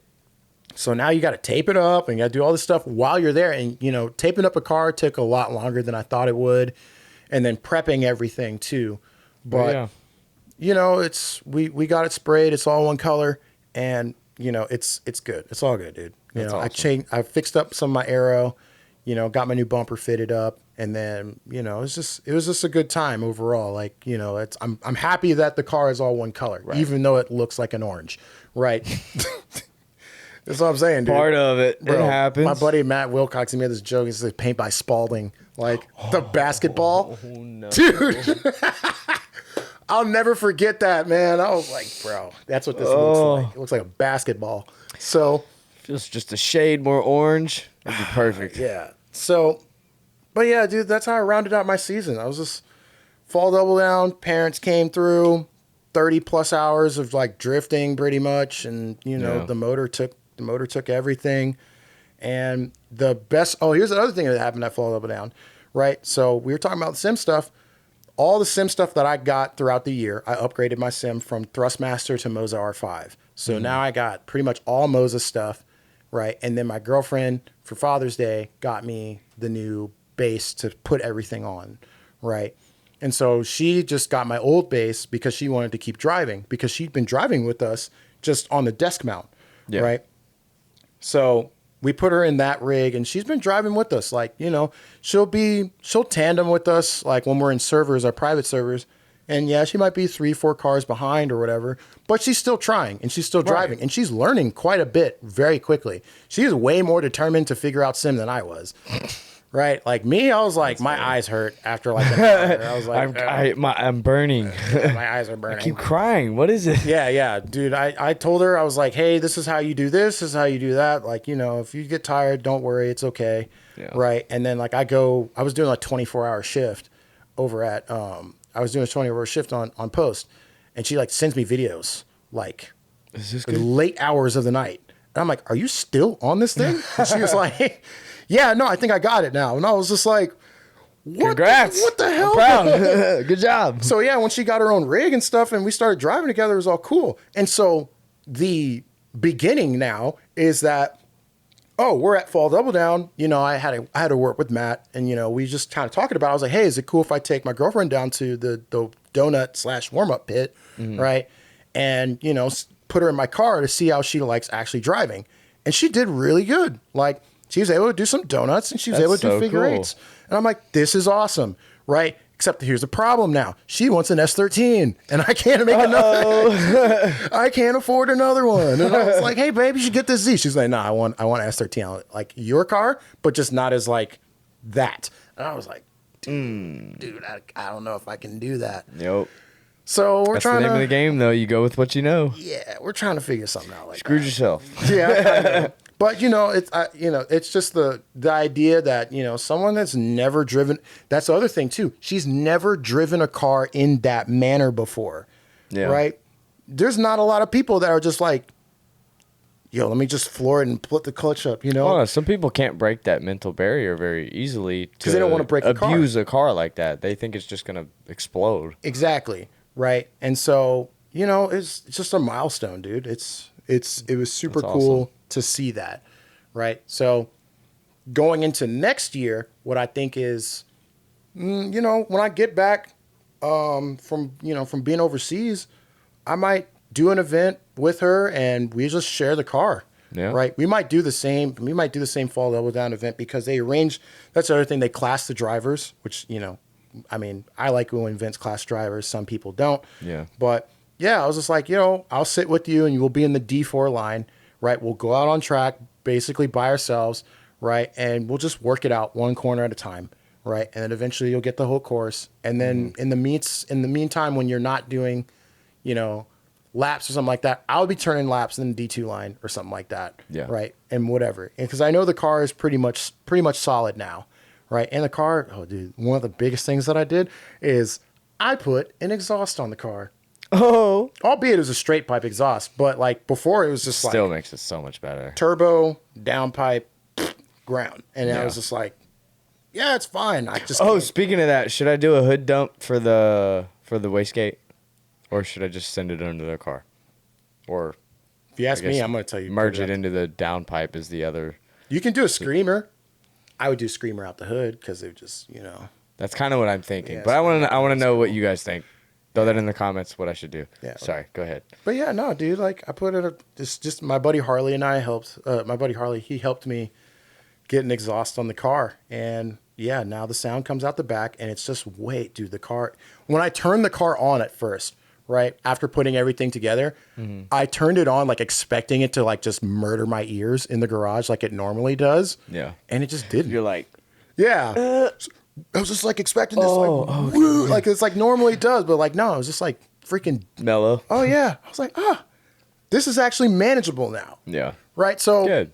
It's just little stuff like that. We'll see what happens with the car or if I want to change anything. But yeah, the two-way thing, bro, that's definitely happening. gotta happen, yeah. That's definitely happening. I think you Well, said let me know how something- the Nismo's like two-way ordeal works out. Yeah. I haven't heard too much on it, so. You'd mentioned something about changing gear ratios. That was the other thing we talked about briefly. Yeah. Yeah, because doing the What numbers. I'm thinking is anywhere from a 3.8 to a 4.08. Okay. I think we'll do enough. We'll get the gear ratios well enough. So 408 is what's in my car now. And second is a tad short. But what I think is if we can find a way to get some dyno time so we can really dial in the torque for your motor. If we can find a way to get some dyno time for that, I think the 408 for you and third gear on E should be better, right? Third gear should just be able to, you should be able to smoke third gear pretty easily on a 408, right? I'm not entirely sure, right? But it's either that or second will just become more usable, right? Because I almost forgot, you're not on a CD09 anymore either, right? So that changes everything. Yeah. So disregard what I just said because I forgot you don't have a CD trans anymore. Yeah. So it makes the ratios all super weird. Because I forgot your second gear goes like 120 miles an hour, like you're trying to do freaking land speed Went record. from 6-speed to 5-speed. So. Yeah. So yeah, I mean, so maybe if you put a 408 in, the ratio would just be a lot better for second. It'd probably take it from like 100 to like, I don't know, like 80. Oh, I think that's what it was. Yeah? Matt from Synergy has this calculator for wheel speed that he sent me. Okay. He's like, just plug in whatever your trans ratios and everything are, and it'll spit out what you need or what the mile per hour will be and all that. Okay. So Yeah, so that, and then, yeah, between you and I don't think we're changing that much else. Just trying to maintain, make some more power. keep an eye out for the G35 build. I want to actually take my time and do things properly, record it. Yeah. Show the process of actually throwing an RB into a Z or G chassis. So And that'll be good. Like I said, that'll be good content for you and stuff like that. So realistically, I mean, what events do you think are going to be on your roster next year? Because I mean, for me personally, I'm going to be gone for like 9 months. So yeah, there's not I much. want to talk about that just a little bit as well. But for one, grid lives, grid lives are going to be a top priority. I want to try and I'm feeling out clutch kickers, seeing how that's going to actually play out. Yeah. I'd like to. I don't personally care to drive, but I would love to help Ken and clutch kickers out with marketing needs or anything like that. But shit, I don't even remember. Is Riverside still happening? No, Riverside's done. If they do another Drift Mansion, I'll probably for sure do that. Okay. Wow, I can't think of anything. I do want to do No Star Bash again. Grid Life's going just to for Atlanta, myself. Oh, yeah. right? Okay. Yeah. I'd like to make it to another Drift Appalachia event to do some interviews with some of those guys. That's very just intriguing. Yeah. I think personal shit for me that I like doing. Yeah. Shit, where else, man? Drift HQ 4th of July. Okay. I will, if I miss any event, it will not be that one. Okay. I went 2 years ago, and I was just there for a couple hours to hang out with them. Yeah. The day after doing their podcast, and it was amazing. That place is beautiful. So I want to be there. I don't know. There's more that I could probably think of, but And I not will right be now. enjoying that from wherever I Very am. far. Very far away. So- 8 hours ahead of you. Poland Yeah. is where you're technically going. Yeah. Poland. And I'll be there for 9 months. Right. And yeah, that's basically the whole season wrapped up right there. Oh, Like, yeah. I got Yeah, like that's 3 events to been go and gone. to.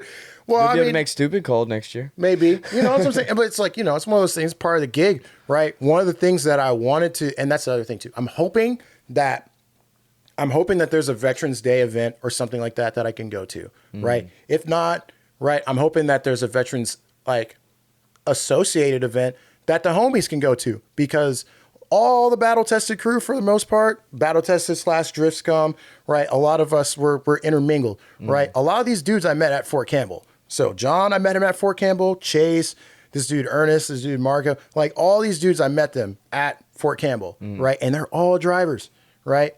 And if they're not drivers, they're heavily like in the automotive like space one way or another, and so they've been around it, Right. Right. But one thing we have never done, right, is drift on post legally, right? We've never drifted on post.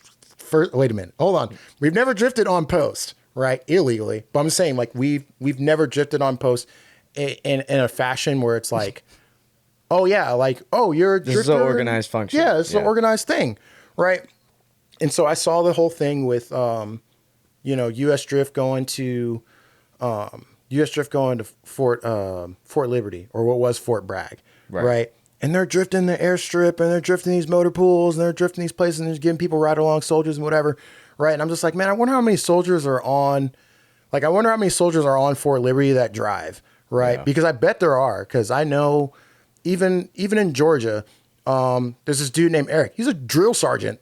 Right? He's a drill sergeant, and he drifts, right? That's wild. You know, but like, dude, it's super cool. Like, we're all doing this thing. Like, John, he's not in anymore, but like, you know, and Chase too, he's not in anymore. But when we were in, we were still driving, right? Yeah. While being active duty, right? And deploying is just part of the game. So sometimes you miss out on half a season. Sometimes you miss out on the whole thing, right? But I'm hoping at some point that there is a veterans-based or veteran-centric or even by proxy, right, event where I can go drive my car either on post or just be like, hey, these are people that are in the military that drive. That'd be cool, right?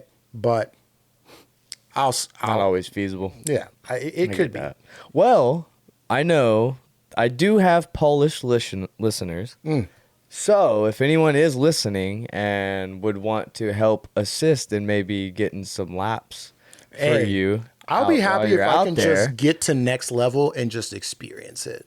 If That's I can fair. experience Yeah. next level or whatever event that happens, Ultrace, I think that's the other one. That's what I was gonna say. If Yeah. anything, just go to Ultrace and experience that for me at least. Yeah. Because God, I would love to. That and the DMEC, if they're doing that again. Yeah. Yeah, if they're doing that I again, get that. I totally want to do that. Like, I want to. Well, hit us up. Hit us up then. If Yeah, you yeah. whether it's you that has the connection or you know anyone, if you want to hit me up or hit Jay up directly, Yeah. that would be super sick and very appreciated to get something like that to happen. But yeah, I mean, that all you really got for next year, or you want to explain anything else? I mean, I'm going to try and so while I'm out, I'm going to try and, take on some more remote guys for tune stuff, specifically, Link, Haltech. Yeah, I was gonna say you're trying to focus Yeah. on the primary three or at Yeah. most, probably, right? Yeah, because I mean, earlier I was messing with, I messed with some AEM cars, which I just don't particularly like. But, Link, Haltech, those guys, first of all, the guys that work for those companies that I know, like they're all, really, really dope people.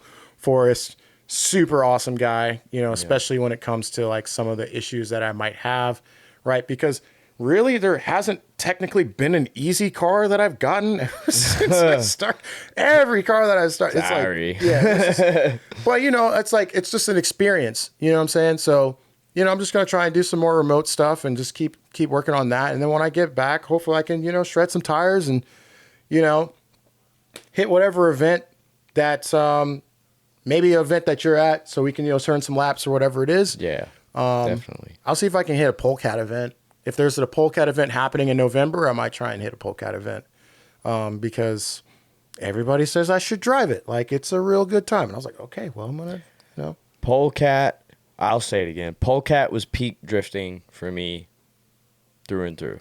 Sick. From day one of ever even knowing what drifting is to today, this second. Polecat was peak drifting. Huge shout out, Chase. Yeah. You're the man for making that happen. Well, I got Chase-based products, you know, I might be able to make the cut, you know. Yeah. I don't know if my car doesn't look like crap, you know what I'm saying? Like, you know what I'm saying? But yeah, no, I might try and do something like that. If he does that again, I might try. Oh, it's happening again. Okay, cool. It's happening. Well, then sick. Yep. You know, I'll try and do something like that, and you know, I'll just try and the season following that, I might try and do some more stuff because, you know, I actually remind me after on that too. Yeah, tell you about that. When because now that I've like reached out to different drivers that are on post, right? So I met this dude, Harley Metzger, super cool dude, by the way. Yeah. Right. He's the one that helped me put my exhaust on, and we both went to Fall Double Down, and he let me spin a lap in his car, a stock G35 with an HR motor and FDF. That's all it is. It's got a handbrake, a bucket seat, FDF. And it's just no shit. Still got AC, the heat, all that stuff. Yeah, Christmas tree, dash, whatever. Dude, the car is so easy to drive. Like, what? It is. Dude, it just, anything I needed the car to do, it just did it. Yeah. Right? And it's, you know, I can see why people get those cars now. But yeah, you let me drive it. I let him spin. Especially with the FDF, dude. It's so predictable with FDF. 100%. I can see why people, I can 100% see why people put that setup on their car. Right? You know, especially on Z stuff, because, you know, back like 5 years ago, 6 years ago, there's like 3 angle kits you can put on a Z, like, if that, you know, and then S chassis has always had stuff like, you know, the old B knuckle thing and everything. Yeah. But now there's a trillion of them and we're spoiled. Yeah. Especially on the S chassis front. But yeah, no, I met this dude and, you know, him and his wife, super cool, right? Super cool people. And they're into drifting. Like, that's just one of those things. Like, his wife does media, he drives. We drive on sim all the time. So cool, right? And then, you know, I was helping him out with like one of his Haltech cars, right? He has a S14 Kooky, right, with an RB, right? Nice. Another manifold that we're going to modify for external gate. Yeah. Just get ahead of the problem, dude. What is that dude's name that's going to be modifying it as well? Harley's the guy. Yeah. And he's where in Florida?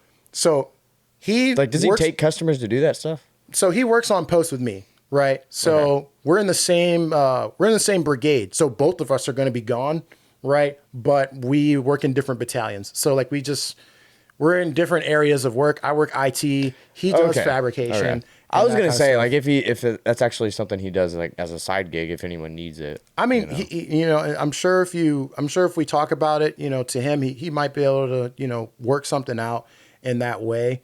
But, you know, I ended up talking to him and we just kind of figured it out because the first event that was at Savannah River Dragway we went to, just to kind of feel it out because he's normally does, you know, Florida drift things. Right. He's got ties to like Monster Performance and all those guys and all that stuff. Right. But, you know, this is the first event in Savannah. So we go and, you know, it's all cool. And the takeover kids show up and then they kind of ruin it. And then we're like, okay, let's just go home. Right. But I met him there and, like, you know, it was all cool. And then I found out he does like fabrication stuff. And one of the things that he did, the first thing he did for me really was I asked him if he could repair a crack on my intercooler. Right. And he did more than repair it. He's just like, yeah, I fixed this, I fixed that, I cleaned it out, all this other stuff. And I was like, bro, what? Dude, all right. So, I didn't ask for all that, but you're the best. But yeah, dude's a solid guy. And, you know, he's helped me out a bunch. And so, you know, go down there, help him out with this, you know, some of his other projects. So, you know, he's got a Haltech car, the S14, and it's on a Platinum Sport, so it's like old stuff. Yeah. But, you know, we're trying to get that car going again. And, you know, because, you know, that point, I don't know if you got to that point this year where you're like, fuck this car, right? Like the whole time, right? And you're just like, I'm fucking done with this thing, like whatever, like or whatever. And like the car's just like, you know, you're thinking about like getting rid of it or something like that. And we talked about. I've been to a couple points where I've not where I physically would like go out, take pictures of the car and like really think about posting it. But I was like, would it be better if I just wipe the slate, you know, and whether it be start over, take a break or whatever it is. And so yeah, I've been in that situation, obviously very thankful I never followed through with it because that would have been that's how people start bitching all the time about missing a freaking car. Yeah. Is you make some impulse decision like that. And so he's kind of at that, I'm not saying he's at that point, but he's been at that point where it's like in talks.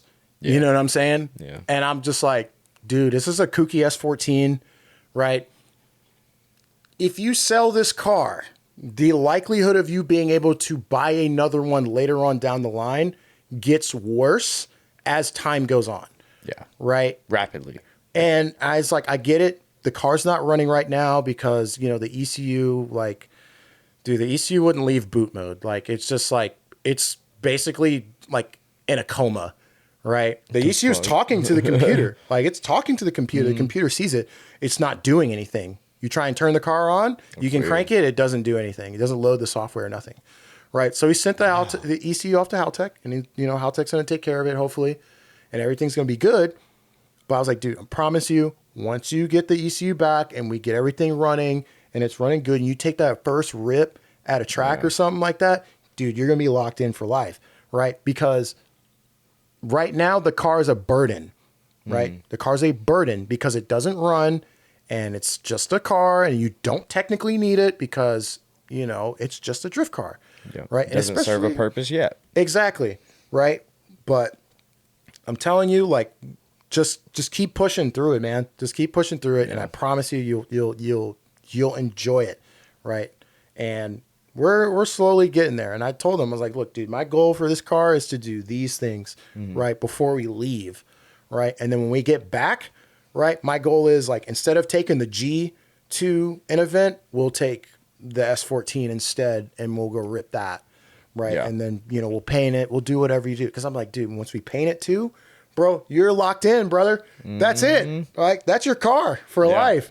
It's that really does seal the deal as far as, like, feeling like a finished piece. Yeah. So, you know, I there's probably tons of drifters or tons of drivers out there that are just kind of at that point.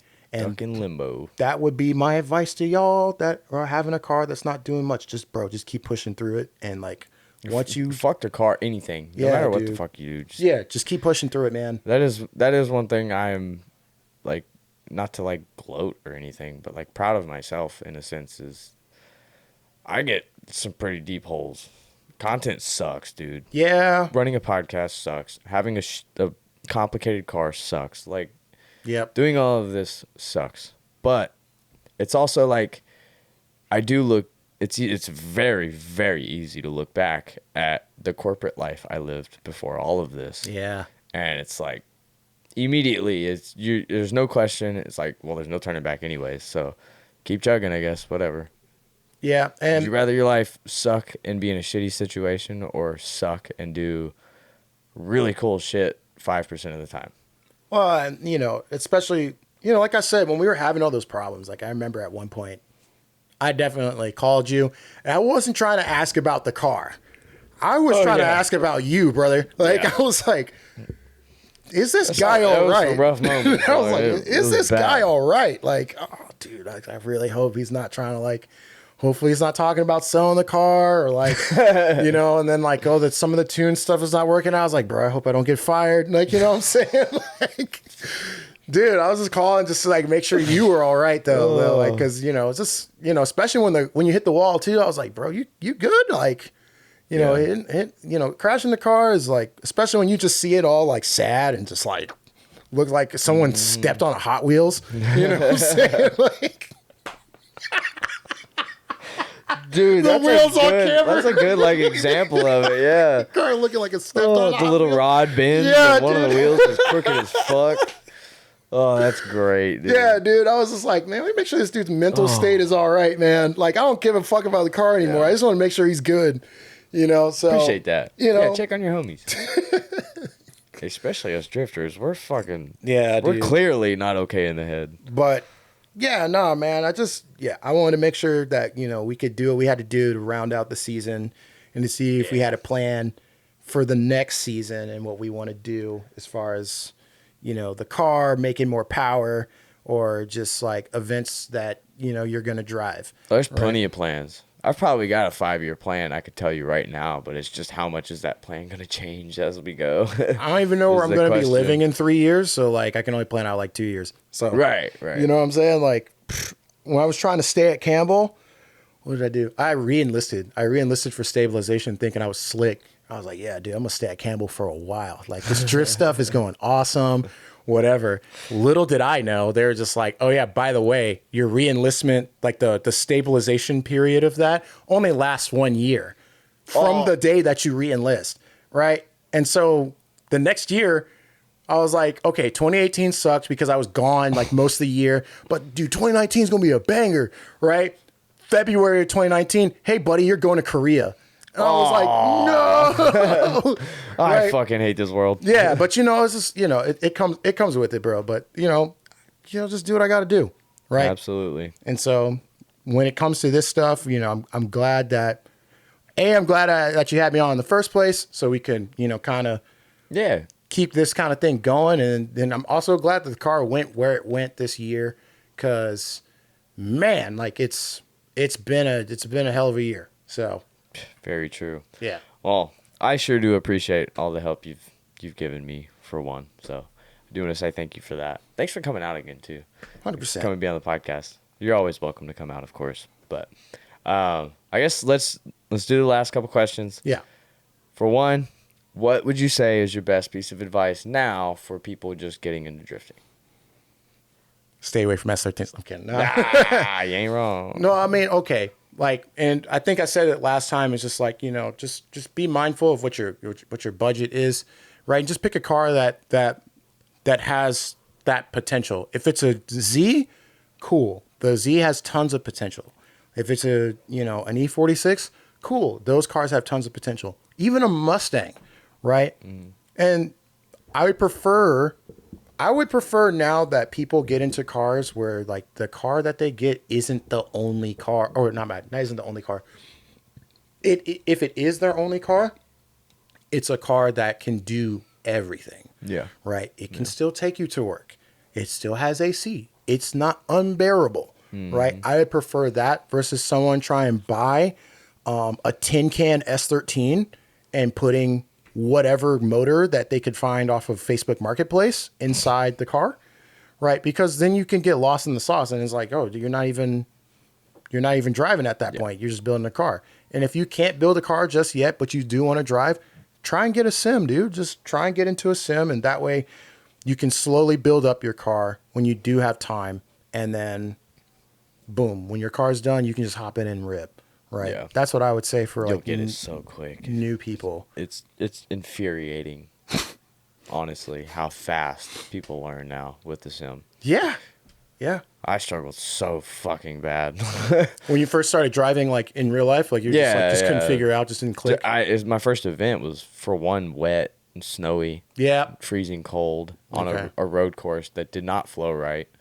You talking? Yeah, the MIR event. Yeah, I was there. It was everything was against what should have been happening for a first drift event. Yeah. Anyways, Stupid Cold but- lived up to his name though. It was. Oh yeah, It was definitely cold. great event. If you if you're not going, you should think about it. 100%. It's in 2 weeks, I think. Mhm. Or oh shit. No. Well, it may have already happened by the time this one comes out. Yeah. Anyways, whatever. But so that was it on that. Yeah. I'll go. Yeah, we'll stop there. Yeah, Yeah. it's good. Well, this one's a little deeper. I don't know if you did this one last time. Nah. But if you had the opportunity to speak to the entire world, what would your one message be? So I'm gonna. Okay. So Aaron Losey had said this at one point, but it was in regards to like drifting. But in a more general sense, what he said was if everyone had drifting their way, there would be no drifting. It would just, the whole sport would just crash and burn. Yeah. Right. So in regards to kind of everything in life, right, if everybody had it their way, right, the world would probably burn, right? It would probably crash and burn. So just kind of think about. We're literally seeing that in the U.S. right now with this inclusivity bullshit. Yeah, it's like if everybody has it their way, like, dude, it's not going to work out. So just, think about the people that you interact with on a day-to-day, right? And trying to understand those people more, right? Whatever it is, right? And you may not agree with whatever it is that they say or whatever it is that they do. Because trust me, there's plenty of people that I, on a day-to-day basis, even in work, that I just flat out don't agree with the stuff that they say or they do, or how they live their lives. Yeah. But yeah, there's plenty of that. But yeah, if everyone just had it their way, the world would probably burn down. So that's going to be my one message to the world. Don't. So Don't fuck that up. Yeah. So just be a little bit more mindful of just be a little bit more understanding of some of the people around you. You never know. Yeah. I like that one. So That was a good one. All right. Well, you want to shout yourself out or plug anyone, anything like that? Yeah, I mean, just find me at, underworld.j on IG. I should be Underworld Media on YouTube. And then I have Underworld Laboratory or Underworld Lab on Instagram for kind of more of my like tuning and stuff like that. And, like I said, we talked about it earlier. I don't really have any sponsors. I just got people that I like or brands that I fuck with. Say CoWorks, I fuck with them. Good apparel. Good guys. Good hard parts. Love you, Greg. Yeah, good people. There's good people, man. Like Adam, he's super cool, dude. Right? I love all the content he puts out. That's fine. Okay, yeah. I love all the content that Adam puts out and stuff like that. And, CoWorks in general, I love their stuff. And then TF Works, right? Whenever I call them or email them about parts that I need or whatever it is, like, they're there. Like they got it. That's awesome. Right. They make so some sick parts too. They do make sick parts. Shit right. looks good. I don't plan on putting a K swap in my car, but if I did, right, I already know where to go. Me. So yeah, yeah. I'm not really sponsored by any of those dudes, but like, I fuck with their product. I fuck with what they do, and I appreciate the stuff that they do, and pretty much, yeah, like, that's pretty much it. You know where to find me, and just.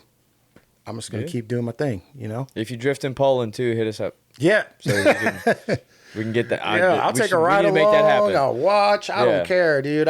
Even if it's just like be the local to show everything that all of the tourists would not be able to see. Yeah. That's related to drifting. That'd be super freaking cool to work out. So, yeah. 100%. Do that. Well, cool, man. I really appreciate it. This was awesome. Yeah. Yeah. I guess that's all we got. So, of course, links to everything you will always need are in the description. And, of course, if you haven't hit the subscribe button, you should probably do that. Hit the bell notification so you always know when the episodes come out. And, yeah, grab the merch. Help keep the lights on. Really appreciate it. I'll see you each and every Sunday for a brand new episode. Thanks.